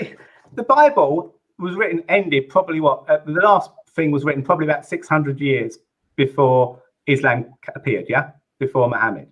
600 years, maybe. A bit more than that, maybe 600 years. All right. The Bible ended at Revelation. The beginning is the beginning and the end of the Bible. There's no indication anywhere about a new religion called Islam and Muhammad appearing. There's nothing. Why can't the prophecy be about Muhammad? Because he doesn't fit the criteria. Why not? Because he's not a man of peace, for a start. Where does 1818 mention peace? Well, it doesn't. What are you on about? It doesn't mention it. I'm just saying. Wait, yeah, but don't just say irrelevant things. Say things relevant, please. Jesus is the fulfillment of prophecy. No, right? Glenn. You've just conceded that you don't have a clue who 1818 is talking about. You then boasted that it's not about Muhammad. Peace and blessing be upon him. So I want to know why can't it be Muhammad? How can it be about Muhammad? No, why can't it be? Because it can't be. Why not? It's impossible. Because Islam is so diverse to biblical Christianity. Why is it impossible? It's why is it impossible, Glenn? Because it doesn't fit the biblical narrative. No, why can he not fit that prophecy? Because he's not one of the brothers, for a start. He's not one of the brethren. Brothers of who? He's not a Jewish brethren. Why does he have to be?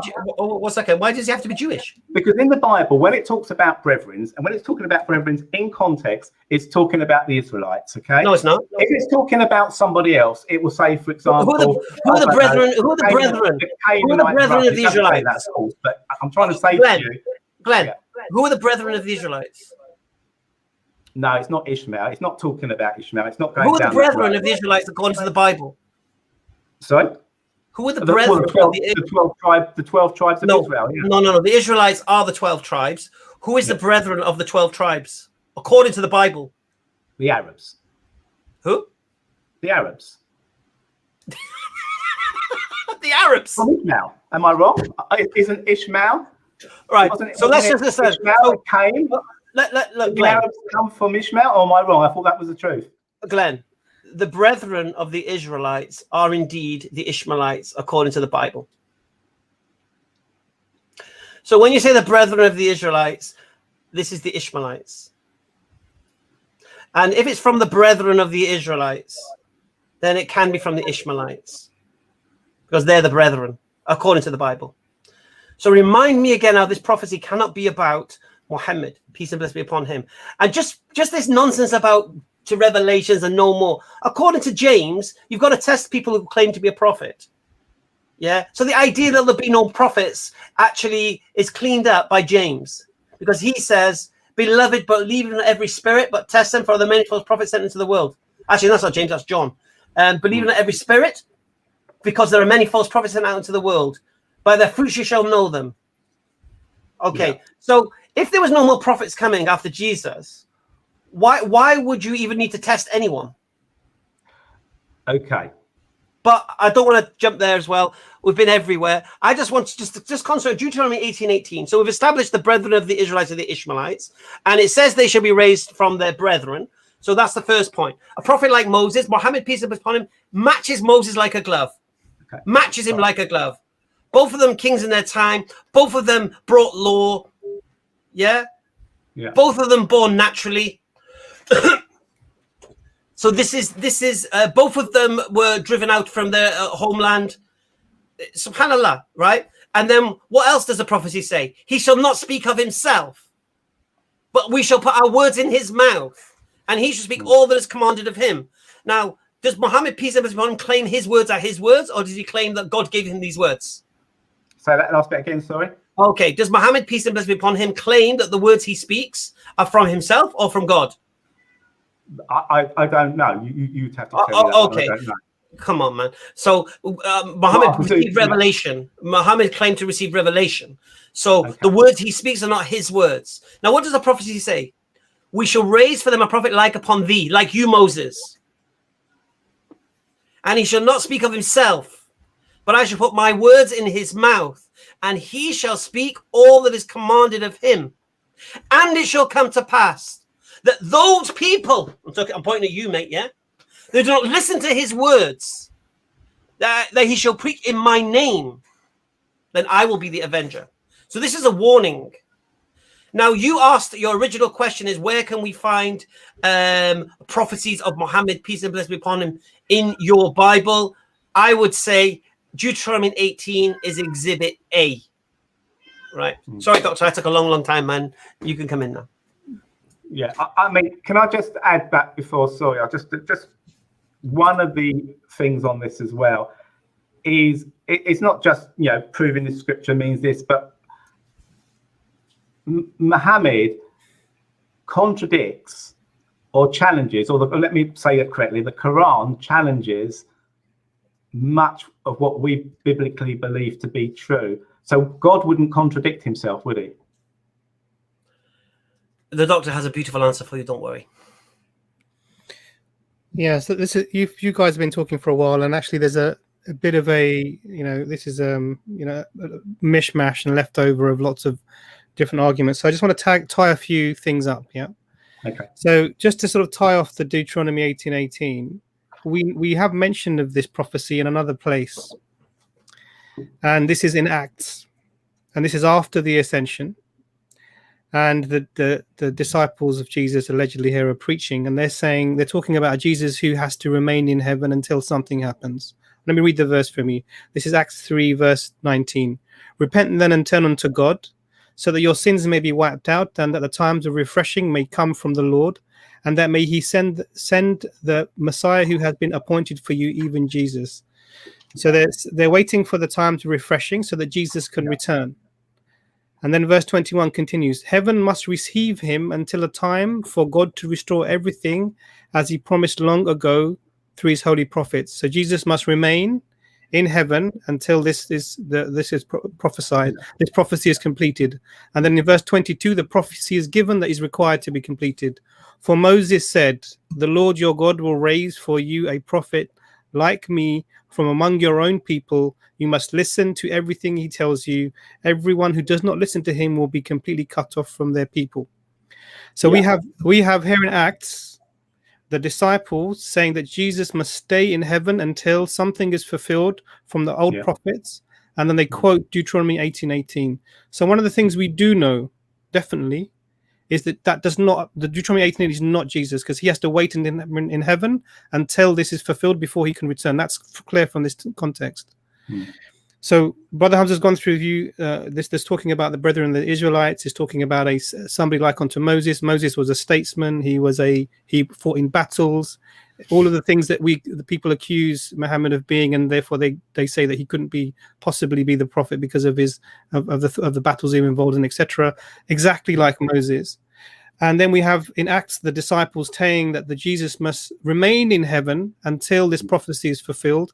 Now, for us, when we look at this, we know where this is pointing, and it's quite clear because there's only one individual who fits this criteria. But that's just tying off that Deuteronomy 18:18. I think it's very strong and very clear that this is who it's referring to.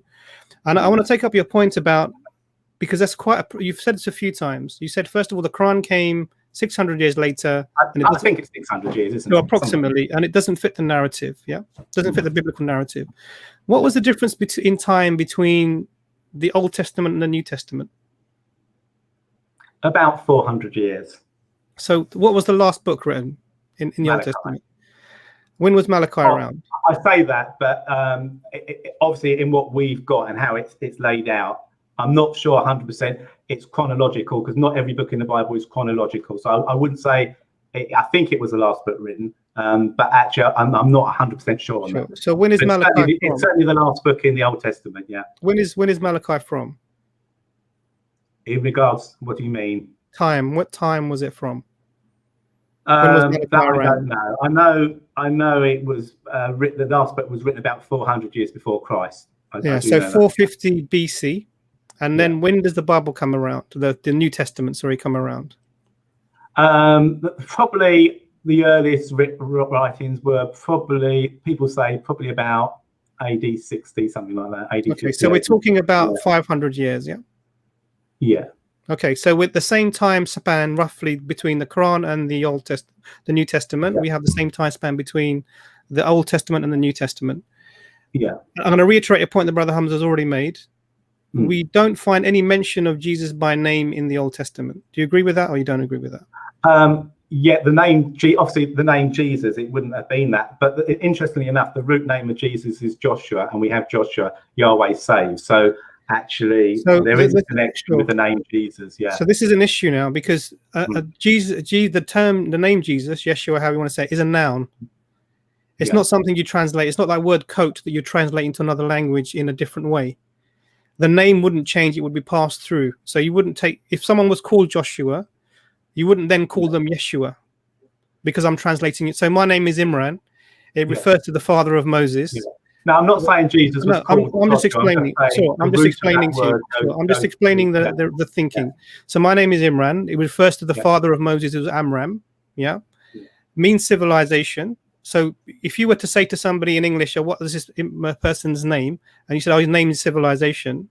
They would say, what are you talking about? What's his actual, what do you call him? They would say his name is Imran. They would refer to me by my name. So it's really important that we realize that. I mean, the name Jesus was a very, very common name in the biblical times. We agree. There were many Jesuses. We agree, definitely. I mean, Josephus mentions many Jesuses. There are two Jesuses who are involved in the crucifixion. Jesus, Barabbas, the son of the Father, and Jesus, the Messiah. We have two different names of Jesus within the crucifixion narrative itself.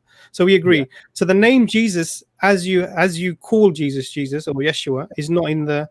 No individual is referred to that by that name in the Old Testament. It doesn't say Yeshua is going to come to you or anything like that. So the question then comes. So that Hamza's question I have to repeat to you, Yeah. Go on. Why are you holding the Quran to a standard that you don't hold the New Testament to? If a Jew were reading the Old Testament, he would look at the New Testament and say, well, it doesn't mention Jesus in our scriptures. And you're saying the same thing. You're saying, well, the Quran doesn't mention that Muhammad is not mentioned in the New Testament. So why would I, or the Old Testament? So why would I believe that? Now, we both know the approach to looking for prophecies of individuals is a approach where you look to see what the properties of that individual would be, and then you apply them. Like, for example, you would say, Jesus is, you say, the Prince of Peace, and Hamza sort of nailed that point pretty much. But you would look at a prophecy that predicts that, and you would say this could be referring to Jesus. So we would have a similar approach, okay? And this is how prophecy would be made, because there's no point in giving somebody's name in a prophecy, but you would give their qualities that help you to recognize them. Yeah. Now that's the general point of this. But I want to talk to you really about the narrative, because you made this thread, and a narrative is, and I'm going to point the narratives out. So let's have Judaism, Christianity, and Islam. Let's look at the narrative. Let's start right from the beginning. Judaism, do they believe in the fall of man, the original sin? I don't actually know that. I don't think they do, but I'm not 100%. So they don't. So yeah, I obviously coming from a Christian perspective. I agree with you. Yeah, absolutely. So Judaism, they don't believe in the fall of man. They don't believe in original sin. Yeah. Christians, they believe in the fall of man and changed nature. They believe in original sin. Islam, we don't believe in the fall of man. We don't believe in original sin. Judaism, mechanism of salvation is repentance, and they have sin sacrifice for unintentional sins only. Christianity, what's your mechanism of salvation? Well, as a Christian, yeah. What is how are you saved? Yeah, it's through receiving Christ, who paid for our sins on the cross. Sure. Yeah. So the blood sacrifice of Jesus upon the cross. Yeah. Is there another mechanism that you can use to be saved if you don't believe in this? Is there another way to be saved? Is that what you're asking? Yeah. Yeah, no, I don't believe there is. Okay, so Judaism, repentance and sin sacrifice for unintentional sin. Christianity, only the sins only through the shedding of the blood is there forgiven of sin. Let me paraphrase Hebrews. Yeah. Islam, we have repentance, and we also have sacrificial sacrifices to remove unintentional sins. We have things like zakat and these things which are very similar. Judaism. What that is, I don't know what is. So zakat. I'm going to give you an example of zakat. Zakat means purification. It's the third pillar of Islam, and it's something you give a portion of your money away to the poor, 2.5% of your excess wealth. And the idea of it is it purifies your wealth from any inadvertent mistakes you may have made in dealing with the people, so that your money was. So your money is purified, and we have other similar concepts of this as well that we do sacrifices for, even animal sacrifices. We have this. Then you look at the legal system. We have the halakha courts within Judaism, a very stringent systems of law they follow that they believe are revealed from God. Christianity, do you believe that you follow God's laws? In the sense that you have a legal system that you have to adhere to, maybe the food laws or dietary laws or a legal system laws or anything at all, or do you follow the law of the land? We follow the law of the land, of course we do, like you do. We all follow the law of the land. We believe that the laws that God gave are still good. Do you follow them though? I would never be able to follow them. I would fail like all of us, because we all sin, the Bible says, and we fall short of the glory of God. And that's why Jesus had to die on the cross to pay for our sins. So the question is, we cannot fulfill the I understand. I'm not asking about the perfection of your ability to follow. Okay. I'm asking about, do you adhere to any legal laws that are stipulated in the Bible? Sorry, can you say that question again? So let me make it even more simple. Do you follow any dietary restrictions? Are you circumcised? Do you eat pork? You don't. No. You don't follow those laws. Okay. No. Islam, we have the same, virtually identical legal system to Judaism. We don't eat pork. We follow the legal laws. We have our Orthodox women dressed the same. We have the same court systems, exactly identical. So if you look now look at the narrative here. We have a strict monotheism, and this is the theological stuff, strict monotheism, a God without images in Judaism, Trinitarianism within Christianity, which is, I would say, is resembling the pagan Roman traditions of Trinitarian gods. Hindus also have a Trimitri, which they believe the three members of the Trinity. We have Egyptian trinities, Isis, Horus, and I can't remember the third. And then we have Islam, again, a God without images. We're not saying that they're identical, but a strict monotheism, which is separate. So in all of this narrative, concept of God, concept of salvation, concept of the nature of man, concept of your relationship with God and how you repair that relationship. All of these things, Islam and Christianity, Islam and Judaism have in common. We are all in agreement. Jews, many rabbis have given the rulings that Jews can pray inside the mosques because they worship the God of Abraham, a God without images, and a Muslim will also not have an issue praying within a synagogue if that was even allowed, but there wouldn't be issue because there were no images there to sort of prevent you from doing that. We both Jews and Christians would have issues praying in a church where there would be images of Mary or Jesus or angels that you see, which directly contradict the second commandment that you should have no images of anything that flies in the air or crawls on the earth or swims in the sea. So now when we look at the narrative from a bigger perspective, we see that the odd ones out in the narrative are actually the Christians, and the ones that are actually what does Prophet Muhammad, peace be upon him, do, in our opinion, is bring us back to the original teachings that were there. So we Muslims are regarded as Noahide by the Jews in a general sense because we follow the 7 Noahide laws. And this is and if you as a Christian were to become a Jew, you would become a Noahide. You wouldn't become a Jew because that's an ethnic as well as a religious grouping. You would become a Noahide, somebody who follows some of the laws that were given to Noah, which were the laws for all of mankind. So I don't see this narrative that you're describing. I actually see a disparity. I see Christians as the odd one out. And what I would invite you to, and what we're all inviting you to, Glenn, is to come back to the monotheism, come back to the original message, come back to what Jesus said, that I go to my Father and your Father, my God and your God. In the actual Sermon on the Mount, who do you pray to? The Father. John 17:3. Who is the only true God? The Father. Jesus' own words, according to what you believe. The only true God is the Father. Paul also mentions something similar. The only true God is the Father. Now, when you start putting all these things together and stepping back, I don't see this disparity and everything that you're describing. And there are many places where we can look at prophecies of the Prophet Muhammad, peace be upon him, in the Old Testament and New Testament, even in the New Testament, because Jesus says directly, there are many things I must say unto you, but you cannot bear them now. But I will ask Father the God to send another comforter who will reveal all that's truth the unto Holy you. Spirit. That's not Muhammad. Sure. We know that Holy Spirit. But one of the things that he said is that he will reveal unto you all truth. So the question is, what things has the Holy Spirit revealed to you? Can you show me anything that's written that anyone has claimed that the Holy Spirit has given this new revelation for mankind? And that's an issue now, because your texts are. I didn't speak about manuscripts because that's not really even in P52 there are variations from John that we have, but let's not go into that. So the narrative that you built, Glenn, with all due respect, you're a nice guy. I think it's nice talking to you. I don't really see it.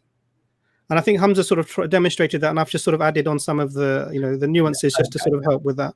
I think, all respect to Hamza, I think we probably bounced off each other, and I probably I like a bit of a battle. Do you know what I mean? That's my personality. And Glenn, I like to shake the trees, and my doctor comes along and polishes the apples. Yeah.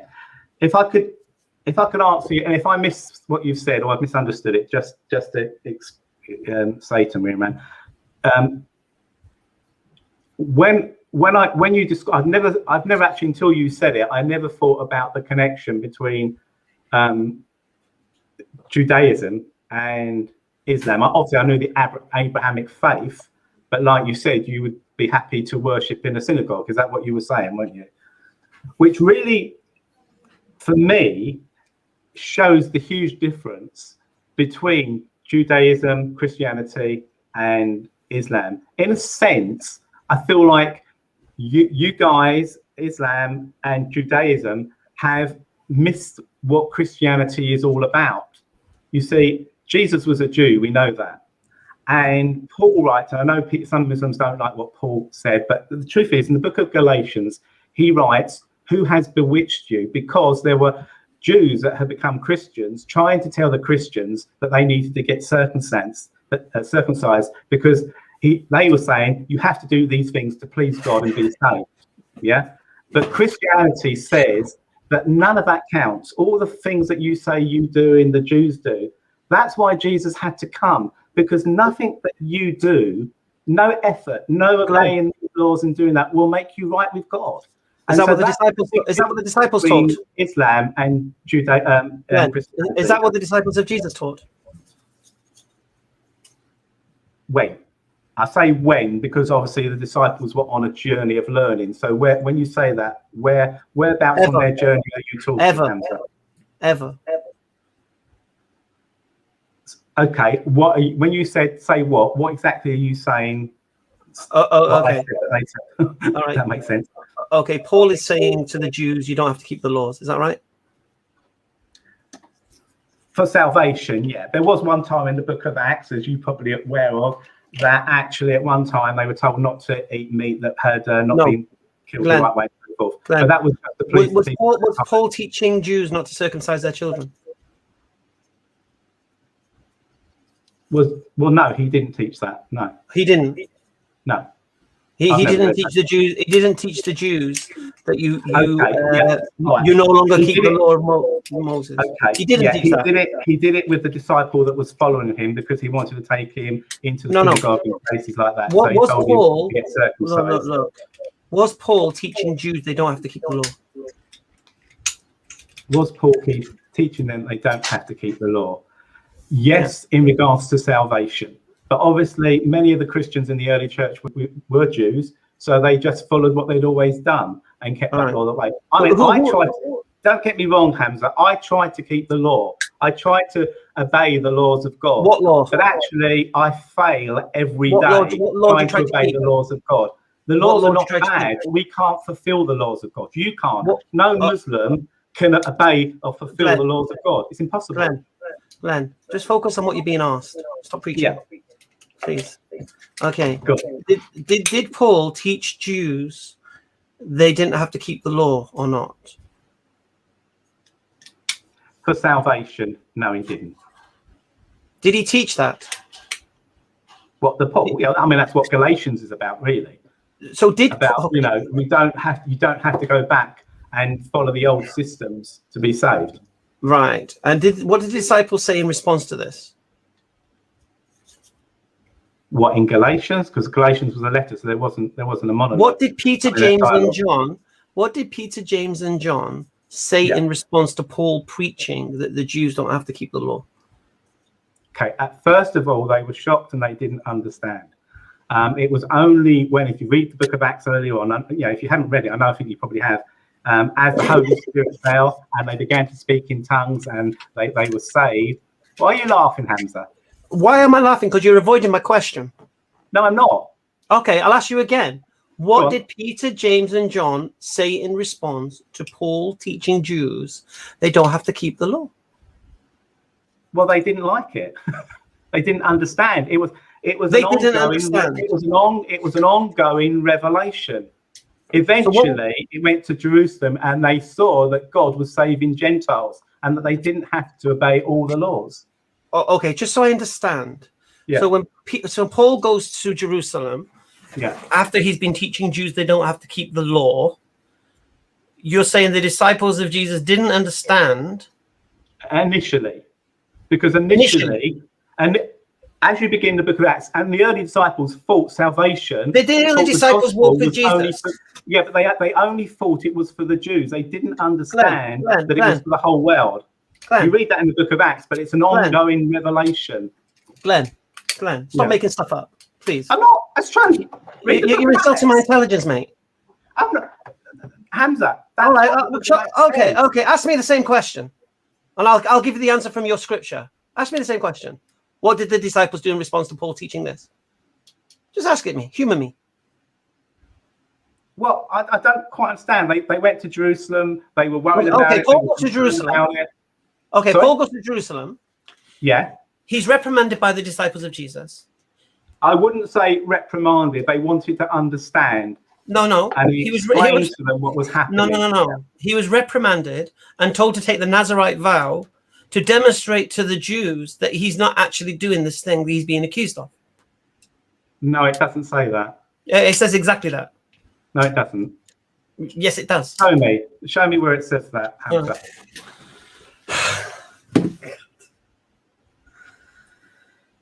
Do you know the actual verse, Doctor? Because I'm not aware. I'll pull it I up. know you're not. I know you're not 22 or aware. Acts- What is it? Acts. I think it's Glenn. 23. I'll pull it up. Glenn, say after me, Ashhadu. Honestly, Go on. what is it? Acts what? I think it's Acts 23. I'll have a look now. I'll just tell you. Acts 20. I think it's Acts 23:18 or something like that. If you read the whole story, you have to understand that this is an ongoing revelation. The disciples in Jerusalem, the apostles, did not understand that the gospel was for the whole world. They just thought it was for the Jews. And this was an ongoing revelation that we read about as we read the book of Acts.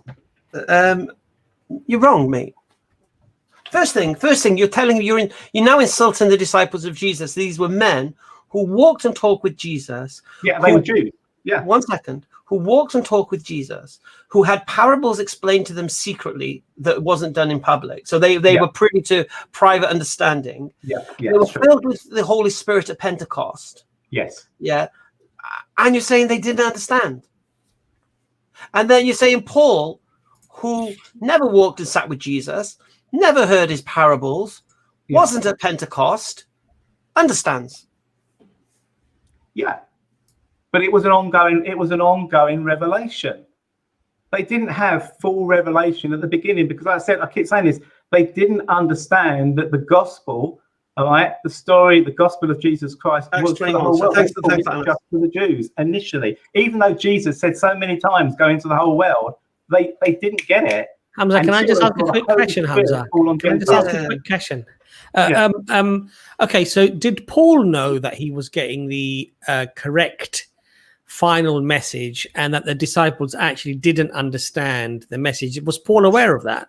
Yeah. Well, first of all, the disciples did understand eventually. They saw it. They understood what was happening. But when at the point that they didn't, did Paul understand the fact that he's understanding the message, but the disciples are actually not understanding the message? Was Paul aware of that?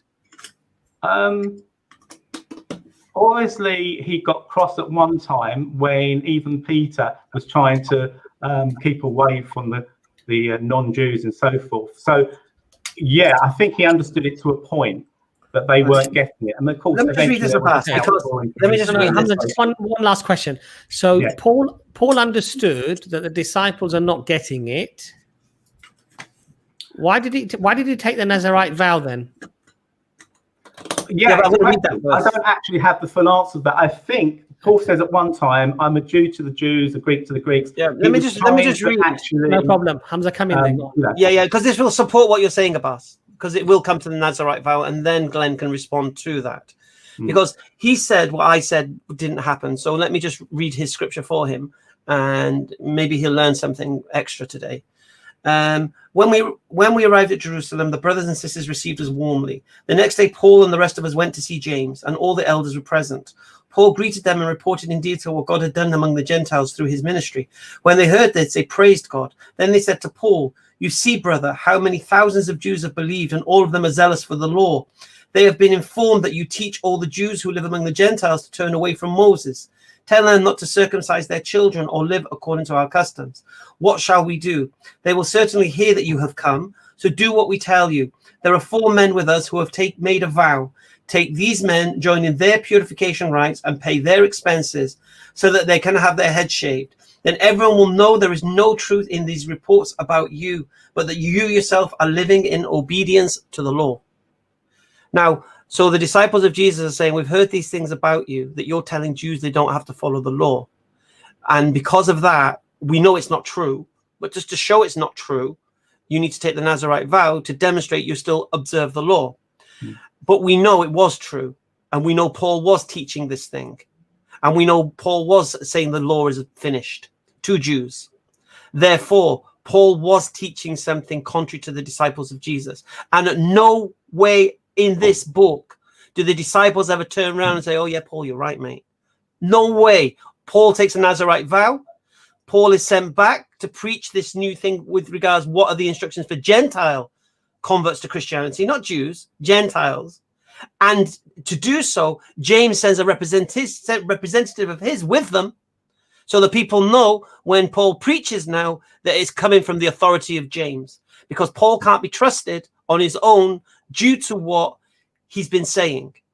Yeah, well, it doesn't actually say he can't be trusted. That's not no, in the scripture. no. Well, it implies it, and you know, no, it doesn't imply it. I'm sorry, I think you're wrong. Well, we know Paul didn't go back out because he was arrested, and the rest is history. But the point here is this: the idea that this is ongoing revelation, and at that point in time, the disciples didn't know, but eventually then is rubbish, mate.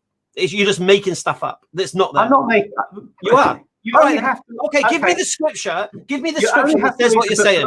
to see that it was an ongoing revelation. Okay, And actually, Paul became a very good friend with all the apostles in Jerusalem. Give me the scripture. As the story goes on. Give me the scripture. So they agreed with his teaching. Give me the scripture that says that Paul was correct in telling Jews the law was finished. Give me the scripture. Can I add something to this? Glenn, can I? An ongoing revelation, Hamza. Glenn, can I see your Paul and raise you a Jesus? Sorry? Yeah. Can I see your Paul and raise you a Jesus? Yeah. Can I see your Paul? And raise. Sorry, it was something. Come on, it's a euphemism and a card game. Man. What I'd like to do is I just want to tell you what, according to your narrative, and now we're talking about the biblical narrative, what Jesus will say about those people who abandon the law on his return in Revelation. Yeah. And I'm going to start, first of all, I'm going to start telling you by what Jesus says according to your understanding in Matthew. So Matthew, what is this? Matthew 7, verse 21. And this is talking about true and false disciples. And this is the true and false disciples is actually the heading within the NIV that I'm reading from here. And it says, not everyone who says to me, Lord, Lord, will enter the kingdom of heaven, but the one who does the will of my Father who is in heaven. Again, a reference to doing the will of the Father. Yeah. Verse 22, many will say unto me that day, Lord, Lord, did we not prophesy in your name, and in your name drive out demons, and in your name perform many miracles? So he's talking to the people who do this, which would be Christians. Yeah. Yeah. Verse 23, and then I will tell them plainly, I never knew you. Get away from me, you evildoers. Now the word evildoers here in the Greek is anomia. And anomia is law, anomia is lawlessness. And in other translation, you can read those who neglect the law or who reject the law. And then this is interesting because there's a parallel to this in Revelation. So if you go to Revelation chapter 2, verse 14, and this is again allegedly Jesus speaking, he says, nevertheless, I have a few things against you, talking to the people that are coming to him. There are among you those who follow the teachings of Balaam, who taught Balak to entice the Israelites to sin. So they ate food sacrificed to idols, and you committed sexual immorality. Okay, so this is Jesus speaking to the people, saying that amongst this group who want to come to me, there are those amongst you who followed somebody who did what Balaam did. And what did Balaam do? Balaam is an Old Testament, actually a non-Israelite prophet in the Old Testament, who initially was accepted by the Jews and then became corrupted and started to teach. And his corruption was what? Glenn, his corruption was he started to speak against the food laws and the dietary laws. He started to speak against them, and also the marital laws as well. So he was changing the law. So Jesus is referring to Balaam in the Old Testament, that there are people amongst you who followed someone who did what Balaam did. And there's only one person that we know who says the law is not required, who says that the law will avail you nothing. Your deeds are like filthy rags. And this is the argument that's between the disciples now, who understood what Jesus meant in Matthew 7, that they must not be those who commit anomia. They mustn't be amongst these people. And in Revelations is confirmed in the narrative anyway that there will be people who are following the same thing that Balaam was doing, which was following those who corrupt the law. So now, who does this? Who is the individual who does this? Paul is the only one who fits the criteria of changing the law. In fact, the disciples called Paul back. He was summoned to the Council of Jerusalem. He didn't happen to turn up. He was summoned. He was told that all of the people are hearing that this is what you're saying, that the law is no longer required. to prove to them, carry out the Nazarite vow. So he pays for 3 other people and himself, and he does the Nazarite vow. He shaves his head. Rather than saying to them, look, Jesus spoke to me, I have the real truth, you don't have the truth, this is what you need to know. He doesn't do any of that. He hides his knowledge, if he had it, and he goes along with them, but he goes out afterwards and carries on teaching what he was teaching before. Okay. Now, if you put that with Matthew 7, if you look at Revelation 2:14, Jesus is making it very clear, according even to the narrative here that we have, that you don't want to become the person who follows the corruption that Balaam brought to the people. And there's only one person who does this, Glenn. It's Paul. Okay. Jesus followed the laws. As we had the brother Abraham on earlier on, very nice gentleman. Jesus follows the laws. He says he tries to do the same. Yeah. Jesus was circumcised. He prayed to the Father. He taught to pray to the Father. He said that the Father was the only true God. He was teaching you how to be, Glenn. And even in the narrative, the teaching is direct your worship to the Father and follow the laws as I have done. He was circumcised. He didn't eat pork. He didn't do all of these things. He also said, same in Matthew as well, that not even one jot or tittle will pass from the law until heaven and earth pass away. Yeah. And heaven and earth is still here. And that is true. God's law is good, but we can't fulfill it. Just going back to what you've just said, just a couple of points on this. When Jesus talked about those who say, Lord, Lord, I don't know you, that is about people, and I'm sure you have Muslims as well. They say one thing, but they do something else. But that's they not what say he's saying, they're Muslims, Glenn, but they're not. Or they say they're Christians. Glenn, let me just say one thing. They're not. Just let me just say one thing, in context, that's not talking about Christians themselves. That's talking about really those that are hypocrites. No, Glenn, 1 second. Sorry, Glenn. Sorry to interrupt you, Glenn. I know that I'm interrupting you. Yeah. The section before is talking about true and false prophets from Matthew 7:15. Yeah? Watch out for the false prophets, and it tells you how to test the prophets that Brother Hamza mentioned earlier. Yeah. From 21, it's talking about true and false disciples. Yeah. So it goes from the prophets to the disciples. Yeah. And then it says, not everyone who says to me, Lord, Lord. And now these people say, what are they saying? They're not saying we're pretending to be Christians. They're saying we prophesied in your name. We drove out demons in your name. We performed miracles in your name. These are bona fide Christians who are doing miracles in the name of Jesus. These aren't pretenders. And Jesus is saying to these people, you go with the doctrine of once saved, always saved, but that's a different subject. But actually, yes, there could have been Christians, and there are Christians that say Lord, Lord, and that, but they're actually not following God or obeying the teachings of Jesus. But then he gives the reason.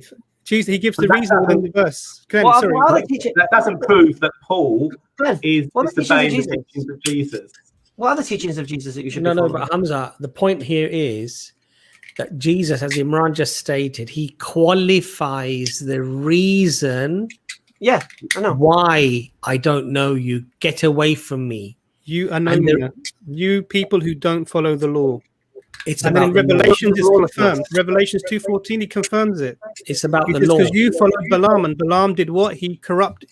What did Balaam do? Let me read it to you so it's very clear. So in Balaam, and this is in Revelations, he enticed the Israelites to sin, so they ate food sacrificed to idols and committed sexual immoralities. Jesus is even in Revelations here, if you take it, is referring to the laws. He enticed you away from the laws. Now, so are you saying that's what Paul has done? Is that what you're 100%? Yeah, 100% the case. 100%. So you and there is other evidence, but I'm just giving you this one example. Paul was an apostle called by God. No, Paul wasn't an apostle called by God.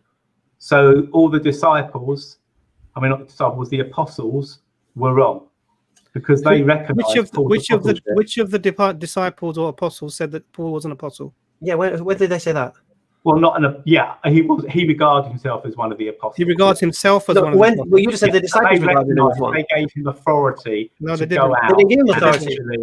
Do what he did. Opposite, Glenn. They summoned him. They reprimanded him. They made him do the Nazarite vow to prove that the law should still be followed. They agreed that the Jews still had to follow the law, and they agreed that the disciples didn't have to be circumcised, but the Gentiles didn't have to be circumcised, but they still had to follow some dietary laws. Yeah. And this was he was then sent out with this command. with somebody to govern over his Represent James. Yeah. You probably know that the Apostle Peter said that he found it difficult to understand some of Paul's teachings, but there's actually nowhere where there's an actual full rebuke of Paul's teachings anywhere, and it says it's wrong. The council of surely they would have said, "You are wrong, Paul." Glenn, he's just had to take the Nazarite vow. He's just been reprimanded for what he was teaching, or accused of teaching. No one refuted what he taught. Commanded is not in the Bible. They asked him to do certain things. They asked him to do a sin offering. These guys were Jews. They were committed Jews. They come to Christ now, all right, but they still hadn't got the revelation that the gospel was for the whole world. They thought it was just for the Jews. No, despite Jesus saying so many times, look, for the whole world. Here's the problem you've got, Glenn. If Paul was summoned to Jerusalem, right, and the disciples are saying, "Why are you teaching non-Jews about Jesus? Yeah, it's only for if this is only for the Jews, okay, you would have a point. Why are you preaching to the Gentiles?" Then you could say, well, the disciples didn't realize that the message was for the world. Okay. Yeah. That's not what Paul was reprimanded for. Paul wasn't reprimanded for telling Gentiles they can become Christians. Paul was reprimanded for telling Jews the law's is finished. Yeah. So what you're saying is a kind of nonsense, because the idea that the disciples didn't know the message of the whole world has nothing to do with Paul teaching Jews the law's finished. It's not even a connect. The law. Jesus. The Bible says Jesus fulfilled the law, but we still follow. God's word is good. God's commands are good. So we still try to live according to the commandments. What do you mean by fulfill? We can't. You can't fulfill them. No one can, because what do you mean by fulfill? And we fall short of the glory of God. What do you mean it's been fulfilled? Paul said in Galatians, "Who has bewitched you?" Because they were trying to follow the laws of God. Glenn, what do you mean by fulfilled? It's been fulfilled by Jesus. What does that mean? When Jesus died on the cross, he was the only one that had never sinned. He was sinless. So what's been fulfilled? He fulfilled the law. He fulfilled the laws of God. You cannot show me one scripture anywhere. What does that mean, fulfilled the law? Wrong. So what does that mean, fulfilled the law? All the laws that were from God, Jesus obeyed. In fact, I think it was Imran said that. What does that mean, though? So what? All the laws. Okay, so Jesus obeyed all the laws. What's the point of that? Because when Jesus died on the cross, he paid for all of us that have broken God's laws. Only someone that hadn't broken all God's laws could pay the price. I forget that narrative. What does that mean going forward for the law? The law to me now and to Christians is a guide on how we live. So why do you keep saying the law was fulfilled? Let's remember, there's over 600 laws within the Old Testament. Many of them are for that time. I'm trying to ascertain. Yeah. What does you mean by it was fulfilled? Do you mean it's ended? No, Jesus. Well, yes, it is. We're no longer under law. We're under grace. Right. Okay. So you are saying that. And where does Jesus differentiate between what laws you are and are not under? We are not under the laws. We're under grace. No, which laws are we under? Any law? The laws of good are good, and we try to follow them. Okay. Are we under any law? All the time. Okay. Are we under any law? Are we under any law? Yeah. What, like what you're talking about, the Old Testament laws? Is that what you mean? No. Jesus said, "Not one tittle tatter will pass from the law till all be fulfilled.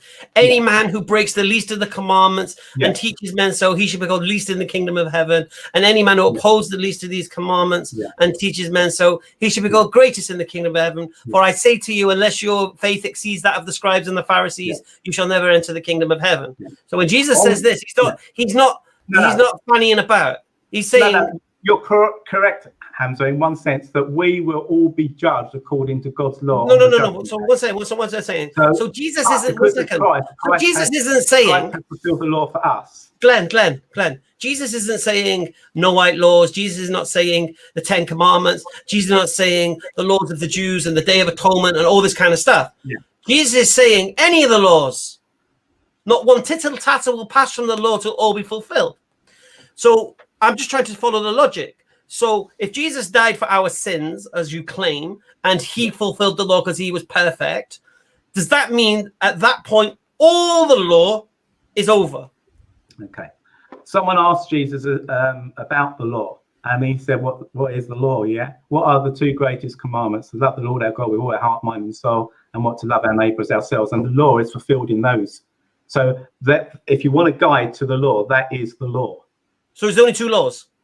No, but the law is fulfilled in those two things. If you want to know really what the law of God is, it's to love the Lord your God. So why can't you do that? To love your neighbour as yourself. So why can't you do that then? So you can fulfill the law. You can do the law then. Well, no, I fail that every day. Do I love my neighbour every day? Probably not. Do I ever get road rage? Probably. Jesus Are you saying it's impossible to love your neighbour? If you're angry with your brother, you've committed murder. Glenn, fall short of God's law. Glenn. Sorry, what was the two things you need to believe to fulfill all the law?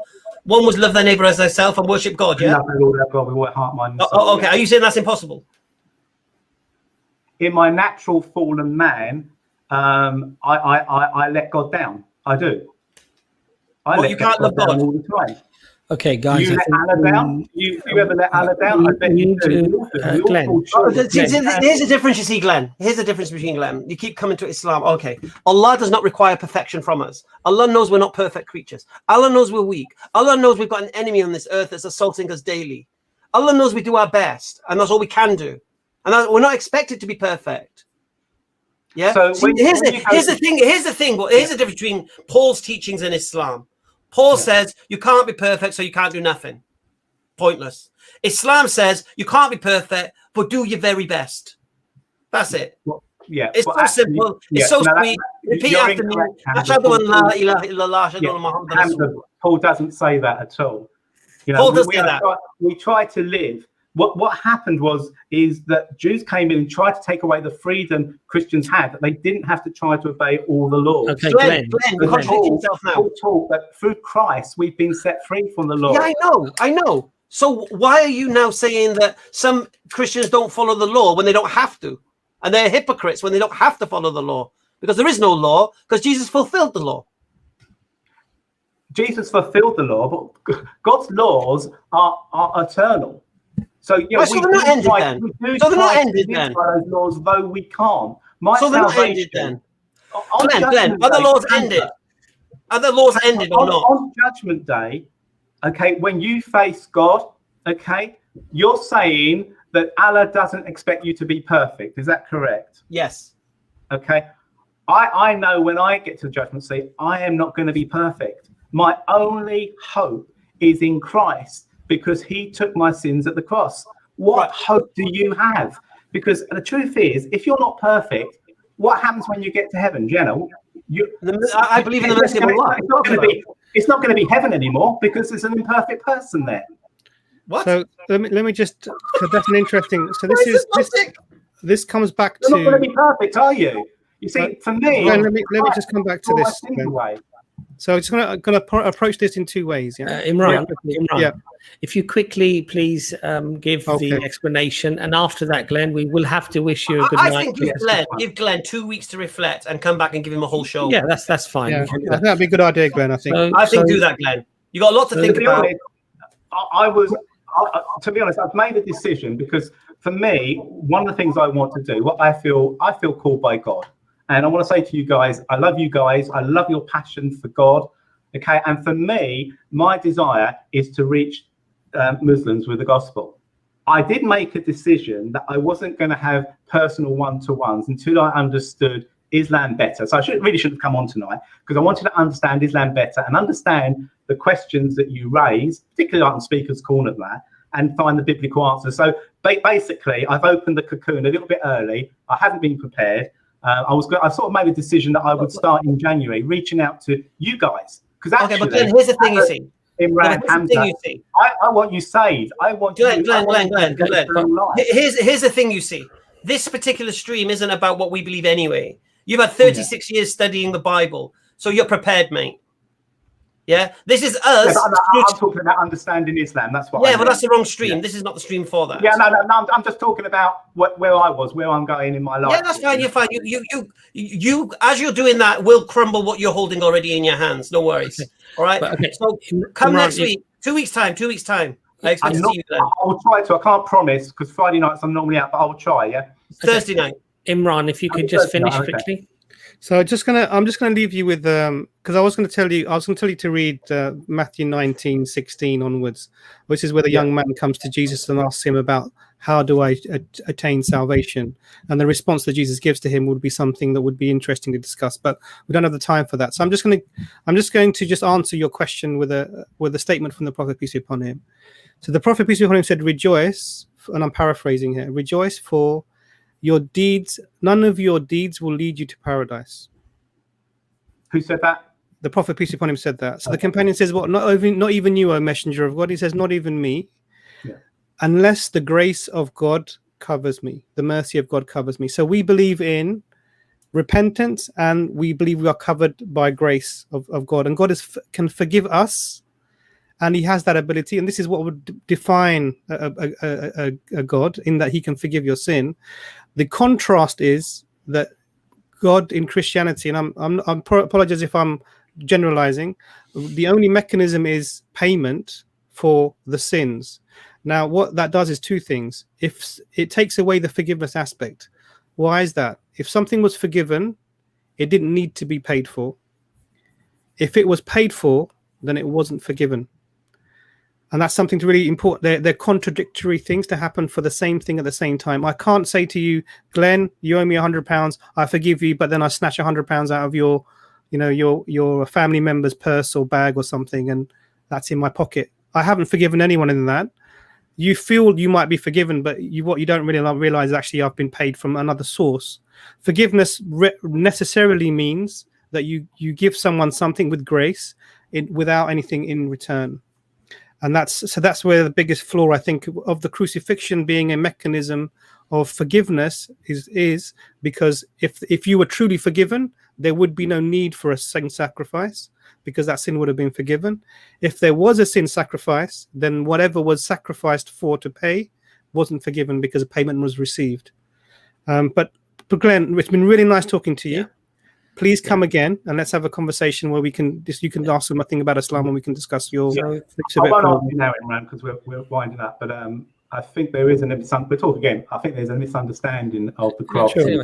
Glenn, thank you very much for coming on. Glenn, before you go, your initial question basically was that why is Muhammad not in the Bible? Answer that question, and then I will take the Shahada. Now, Glenn, you admitted that the Bible has had people who have changed it, and so it is a logical and rational assumption to make that even if the name was there, somebody could have taken it out. That's logical, right? You could say logical, but actually, historically, but Glenn, we have the Book of Isaiah from the Dead Sea Scrolls. Glenn, the point here is, as you've admitted that if you've admitted that yes, there are things in the Bible that are missing, that have been taken out, that have been added, man has, and we are aware of that. Man has touched the Bible. Let's say yes, it's perfectly reasonable for a Muslim to say that, look, even if the name was there, you guys have probably removed it, right? So it's a very reasonable claim, right? But you'd have to have evidence to support that, wouldn't you, Abbas? Well, you can't have evidence for something that was taken out if you don't have the original scriptures that it was in. So what basis do you say that it was taken out? That's not the that's not the point. The point is don't trash the example. Absence of evidence, not evidence of absence. Exactly. So the point here, Glenn, is this. If you were true to your word, what you would be saying is that Abbas has actually now given me a reasonable explanation as to why the name may have been removed. Therefore, I need to take the Shahada. I have to disagree with you on that. Anyway, we'll have another conversation another time, guys. You have a good night, Glenn. Bye-bye. Yeah. See, another explanation for tongue-in-cheek. He just lied. Yeah. All right. I want to answer my mate Hindsight. Very quickly, because she needs to learn something again. Okay, so she put a comment that I've lost the comment now, which basically said the Nazarite vow wasn't a sin offering; it was a voluntary flex. Okay, let me just quickly, very, very quickly, in the Hebrew Bible, a Nazarite is one who voluntarily takes a vow described in Numbers. They abstain from all form of wine and anything else made from the grapevine. They refrain from cutting their hair. They not become ritually impure by contact with corpses of graves or even those family members. After following these requirements for a designated interval, the person would immerse in a mikveh and make 3 offerings: a lamb as a burnt offering, a ewe as a sin offering, and a ram as a peace offering, in addition to a basket of unleavened bread, grain offerings, and drink offerings, which accompanied the peace offering. So it was a sin offering. And the question that should leave you with hindsight: why is anybody making sin offerings if Jesus just died for your sins? Anyway, guys, shall we just get Claire on, because she's been waiting a very long time, and then we'll have to end the stream because it's nearly approaching. I think with Claire, it's gonna be a long one, but we can start it off.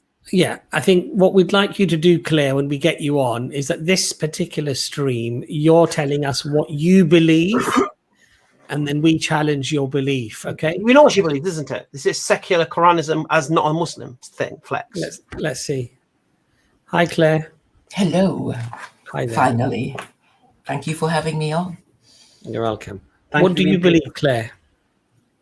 I believe that the Quran is the best available guide to humanity, and I also believe that secular Quranism will help you do your dawah better than not discussing it.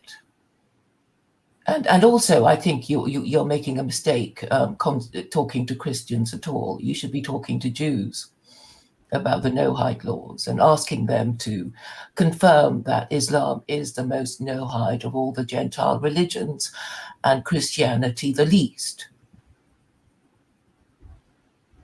Okay, well, we have had Jewish guests on our show, but that's very good advice. Thank you very much, Claire. Would any of you guys like to address Claire at all on that? Well, I would just say basically the Jews are not going around telling everybody Islam is false and Christianity is true and Jesus loves you. So I believe we're dealing with the people who are making these claims, who are knocking on our doors, who are stopping us in the streets, and we need to address their claims. The Jews are not doing that because they're an ethnocentric religion. So, but the no-hide laws is something that they're supposed to be teaching. So. And they haven't been doing it since the late Middle Ages because basically in order to fit in with European society, they've kind of decided not to say that Christianity is idolatry and blasphemy. Yeah, but we're not obviously we're not Jews, and we're not addressing Christians from a Jewish perspective. We're basically questioning Christians on their beliefs. Isn't it? It's associating partners with God. What these Christians are doing is associating partners with God, which is the worst sin, one of the worst sins, according to the Quran. I forget which verse now. But I mean, the quick way of dealing with Christians is to say, how is Christianity not idolatry and blasphemy? And they have no answer. I mean, how are they going to prove that Jesus is God? They can't, and that is the quickest. Well, that's the whole point of what we do. We ask them why they believe it. Well, you can ask to put them on the defensive by asking them how Christianity is not idolatry and blasphemy. They literally have no answer. I think the thing why is it idolatry? It's idolatry because they worship a crucified Jew. I mean, that's what they do. They think Jesus is God. But why is that idolatry? Because God is not in any doesn't take any physical form. It says so in the third principle of Judaism. But the word became flesh according to them. Yeah, but their scripture is not the word of God, is it? It's a word but they believe it is. Mortal and fallible men. No, but that's a problem. That's a problem, Claire. So that's the problem. Their presupposition is that it is the word of God, and then so if it says the word became flesh, who wrote Matthew, Mark, Luke, and John? It's well, not that's what Jesus, we're doing here. Not God. Right. So going back to your original point, we're doing exactly answering the questions you just asked in detail. Well, you just quickly deal with them because they can't answer. They can't. No, but also it's not quickly. It's look. Let's understand one thing about Christians. Their mind is in a box. And the mind is in a box. An absurdity. And no. But here's the thing, Claire. The mind is in a box. And so with a Christian, what you have to do is slowly open the box, slowly lift out their brain, and try to get them to connect on a rational level. Slowly, though, not too much. Slowly, slowly, slowly. You can't do it all at once, because if you do it all at once, they'll just shut the box straight away, and they'll just say, yeah, Jesus died for my sins. I feel it. I had a vision, or whatever it may be. And you can't counter that narrative. So what we're trying to counter is the actual, we're trying to bring them onto a logical, rational plane. And it ain't an easy job, because they're up here and we're down here, and we're trying to bring them to a logical level. And that's why we do what we do. So just as you dismiss the idea that Matthew, why didn't Matthew write Matthew? Why not? Why didn't the disciple Matthew write the tax collector? Okay, this is how I look at it. You know, if something is written by mortal and fallible men, it is lower in status than something that is supposed to come from God. No, but they were inspired by God when they wrote. It's automatically low status, so you can dismiss. No, but they were inspired by like, God. God inspired them to write. Yeah, but you know, it's like, well, but where does it say Jesus is God? It doesn't anywhere say I and the Father are one. God. If you see me, you've seen the Father. That doesn't mean that Jesus is God. Why not? They cooked it up. They cooked it up 300 years later at the Council of Nicaea, and they couldn't even agree. And Well, the Council of Nicaea was more about making the Holy Spirit part of the Trinity. Yeah, but it was obviously something that Constantine, as Roman emperor, said, well, you know, I'm obviously the old religion of the Roman pantheon is no longer working. I have to use something else, and that's why he called the bishops to. Claire, I can't believe you turned me into a Christian. Yes, and all that stupid arguments. Obviously, I know the reputation. To arguments, they don't care, because basically, I don't think they even believe in the nonsense that they claim to believe in. No, but that's why I said to you, their religion to show their hatred of Jews, to show their hatred of Muslims, and they don't. You know, it's like if you ask them, don't you care that you're guilty of idolatry and blasphemy, forbidden in the 10 Commandments? And they don't care. They literally don't care. They don't believe it's blasphemy, because they believe the Word became flesh. They believe that Jesus is God. How did it happen? We don't know. God's a mystery. We don't know. We don't know the mechanics of how. I mean, the mystery. We just know it happened. Yeah, but they can't support it with any authority. Yeah, no, we have faith. The narrative is just, you know, completely nonsensical. Well, we believe the church. We believe that the people in the first century knew what happened more than you, Claire, and that they, you know, we have some of the church writers were disciples, we're disciples of one of the apostles. For example, Polycarp was the disciple of John, so he would have got first-hand information. So at the time, and this is what was being believed. Was that Jesus was crucified and resurrected. And there's even Jewish historians who were contemporaries of the time who wrote that Jesus was the Messiah and he died and resurrected. Well, my sources say that Jesus is not even mentioned in any historical record, and well, you can't say that because Josephus is not reliable because he worked for the Romans. Well, why is that making him not reliable? Because he was co-opted. He's a Jew who was co-opted by the Romans, and he wrote a bit of history. So you're saying the Romans co-opted a Jewish writer to agree that Jesus was the Messiah and was crucified and resurrected? I actually don't know exactly what he wrote, but apparently the only mention of Jesus was by Josephus, and the Jews don't particularly take his narrative seriously, because they why don't the Jews take his narrative seriously? Because he was working for the Romans, and the Jews were fighting with the Romans. Jesus, why do you believe Josephus was writing for the Romans? Because he was working for the Romans. Why? Because, well, he was, according to the narrative. Which narrative? The narrative of the Romans. The story. I mean, a historical record shows that Josephus, who was a Jew, was working for the Romans. But why would a Jew? Let's just say he's working for the Romans. What he says. Let's say he's working for the Romans. Why is he going to? Why are the Romans wanting Josephus to make Jesus into a Messiah that was crucified and resurrected? Wouldn't that make the Romans look stupid? No, because the Romans took up that religion in the end. Constantine. When did they take up the religion? When did they take up the religion? In the 300s. And when did Josephus write? When did Josephus write? Before that. Right. So why would they co-opt him in the first century? Obviously, the Romans were fighting against the Jews. Fighting against the Jews. And we all know that, you know, that the Christians were thrown to the lions because the Romans didn't like Christianity as a religion. But it seems 300 years later, Constantine decided that I understand that, but I'm just trying to understand why in the first century Romans would try to coerce a Jewish historian to write things about Jesus that would make Jesus a superhero, resurrected, and all of this stuff. Why? Well, if you have you seen the documentary called Caesar's Messiah, or heard of it? I haven't. Well, it's a documentary about why the Romans might have cooked up the New Testament in their propaganda department as a the Romans. Some might call it a conspiracy theory, but basically the idea is that they hated the Jews so much with their, you know, annoying God that had no idols, and instead of having a warrior Messiah, they had this sort of, you know, man on a donkey kind of thing to kind of basically just tell the Romans to shut up and pray for the afterlife, and, you know, don't mind too much about, you know, the bad stuff going on in Imperial Rome at the time.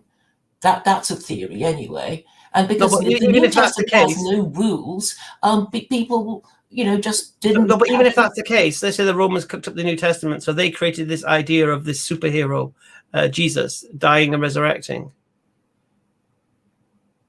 Sorry, what was your question? I said if the Romans cooked up the New Testament, then they're the ones who taught this idea that Jesus died and resurrected. Why? Yeah, because it was a meek Jesus who would never fight them. But didn't the Pharisees work for the Romans? Did they? Did they? Yeah. Why? The Pharisees was Rome's representative in Jerusalem. The people hated the Pharisees. What about the Sadducees? Are they not the same? What's the difference between the Pharisees and the Sadducees? Okay, as far as I understand it, the Sadducees and the Pharisees didn't agree, and it was said that the Sadducees were kind of like the liberal elite, and maybe the Pharisees were kind of like UKIP and Trump supporters. I've heard it said. I don't know. Is there a difference, Imran? Is there a difference between the Sadducees and the Pharisees? I thought they were the same thing. Who was in the Sanhedrin? The Sadducees were the priesthood. The priesthood who did all who's in the Sanhedrin? Who was in the Sanhedrin? I think the Sanhedrin would be run by the Sadducees. From what I understand of the time, the leaders, you know, the Pharisees were basically selected and supported by Rome, and the people hated them. Yeah, there was a massive disconnect between the lay people and the Pharisees. Okay, I don't know the detail of what the problem was and why the Pharisees hated Jesus. No. So what I'm saying to you is, so this is what I'm trying to understand. If the Romans had the Pharisees in their pocket and such, and Jesus was always teaching against the Pharisees, then it doesn't. Particular thing doesn't marry up for me. But a Christian claiming the Bible is the word of God, Jesus died for his sins, and that I and the Father are one, and Jesus is the bread of life, and all of these stuff, and the word became flesh, and God so loved the world, his only begotten Son. These are reasons why Christians believe what they do. They just believe it because it's a religion of their ancestors, and there's a verse in the Quran. They believe it because it's a beautiful story. The idea that God loved the world so much that he would sacrifice his only son as a redemption for the sins of mankind. It's sounds like human sacrifice that Abraham was, you know, rejecting, you know, because the whole idea of Abraham. I think, Hamza, we're coming to the end of the stream. Yeah. Claire, we apologize because we are really actually already quite over the stream.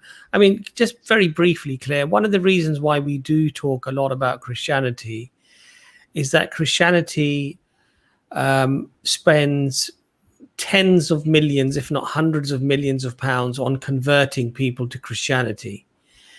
And we see Christianity, of course, as a religion or a people who worship other than the creator because they worship Jesus as well. Okay. And much of the money that they invest is in misguiding many of our African brothers and sisters in Africa away from monotheism to Christianity, which is what we would view as idolatry. Yes. And so for this reason, we do have a lot of streams and a lot of discussions with Christians. And of course, this is a Christian country, so you'd expect there to be a much greater majority of Christians. So that's one of the reasons. Imran, if I could just let you have the last word, and then we would really like to end the stream. My apologies to everybody who could not get onto the stream today. And also, Brother Ijaz has, I'm just showing the message now. Brother Ijaz did send this message earlier. It's a very, mashallah, well-respected Mufti Ibrahim Desai of South Africa, who is was an incredible powerhouse of knowledge, and mashallah, he sacrificed his life in teaching people the religion, and he's passed away. So Imran, Ijaz has asked, can we please remember the Mufti Ibrahim Desai in our prayers? Imran, if I could leave the last word with you, and then we can really end the stream. Thank you very much, Claire, for coming on. Dr. Imran. Jazakallah khair. May Allah grant the Sheikh Jannah, inshallah, for those. I think that the fundamental thing is what is secular Quranism, and secularism is the separation of the church and state by definition. Will I get a chance to explain this before? Not today. Maybe sort of another time, because it seems I'm getting the last word. So apologies to give you questions as the last word, but these are the thoughts in my mind. I don't understand what secular Quranism is and how it's a coherent concept, in the sense that the only reason to believe and to follow what the Quran says, or the only reason then to use that as a criteria to call other people even adulterers, is first to believe that the Creator exists and that the Quran has come from the Creator. So to separate that religion from the teachings is sort of oxymoronic in my view. But it'd be nice to see how we can get to the bottom of this in a maybe a future discussion. Thank you, and I look forward to being able to. Thank you very much for coming on, Claire. Thank you. Right. Bye. Just one thing. I was going to respond to the comment section because they can't quite understand why I became a Christian, right? And what I was trying to demonstrate, because Claire was saying, why don't you say to these Christians they're pagans and this and that? And I was demonstrating it ain't that easy. It ain't that easy just to say that and then move on. You have to take it apart piece by piece. And I was demonstrating to Claire, it ain't easy. And what we do, we make it look easy. Alhamdulillah, right? But every single argument that I put forward, Claire was stumbling over. Yet we've mashed up every single response to them. So I know it was a little bit different to what the perfect storm is, but I just wanted to establish something to Claire, that because she's continued to said this in the chat, she said it in the private chat, and she said it when she came on stream. Why don't you just tell them they're pagans and that's it and move on? You can't. That's not how you deal with people. You have to take it apart, portion by portion. And all I wanted to do, and I know it's different to the perfect storm, but all I wanted to do was to demonstrate it ain't easy to just say these things to people who are not thinking until you and so that's why I did what I did. And Claire, I'm pretty sure Claire's realized, oh, wait a minute, it isn't that easy. You can't just say things to people and then say, and now this is true. You can't do that. So I apologize to the people if it looked a bit weird that I was a Christian that's come on today. And Claire with a niqab was the Muslim defense part. Anyway, Hamza, I'm gonna just say a good night to the brothers and sisters who are still on the back chat. But obviously, we're not going to be able to get you on. Abraham, sorry, buddy, we can't get you on because it's gone way over time. But you're more than welcome to come on again. Is that okay? You're muted, Abraham. Yeah, thank you guys. All right, sorry we couldn't get you on. Thank you, all the best, Abraham. Cole, Belgium, sorry we couldn't get you on, but we will try to get you on next time. Is that all right?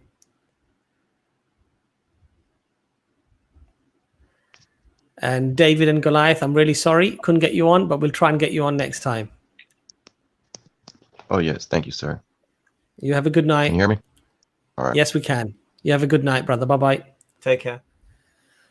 All right, so I think with that we conclude the stream. Any last words, guys, before we go? Well, I just want to say something about that thing you said about what's happening in South Africa, because there's big eruptions going on in South Africa, from what I believe.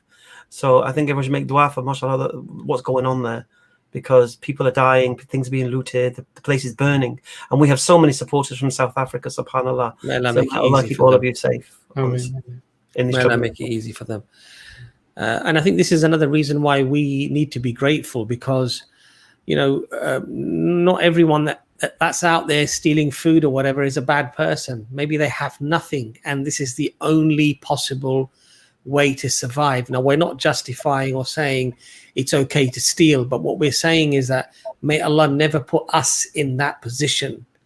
Amen. Where we have nothing and we have no ability to acquire food even, and then be put in a place or in a situation where we're tested like that. May Allah not put us in that situation ever.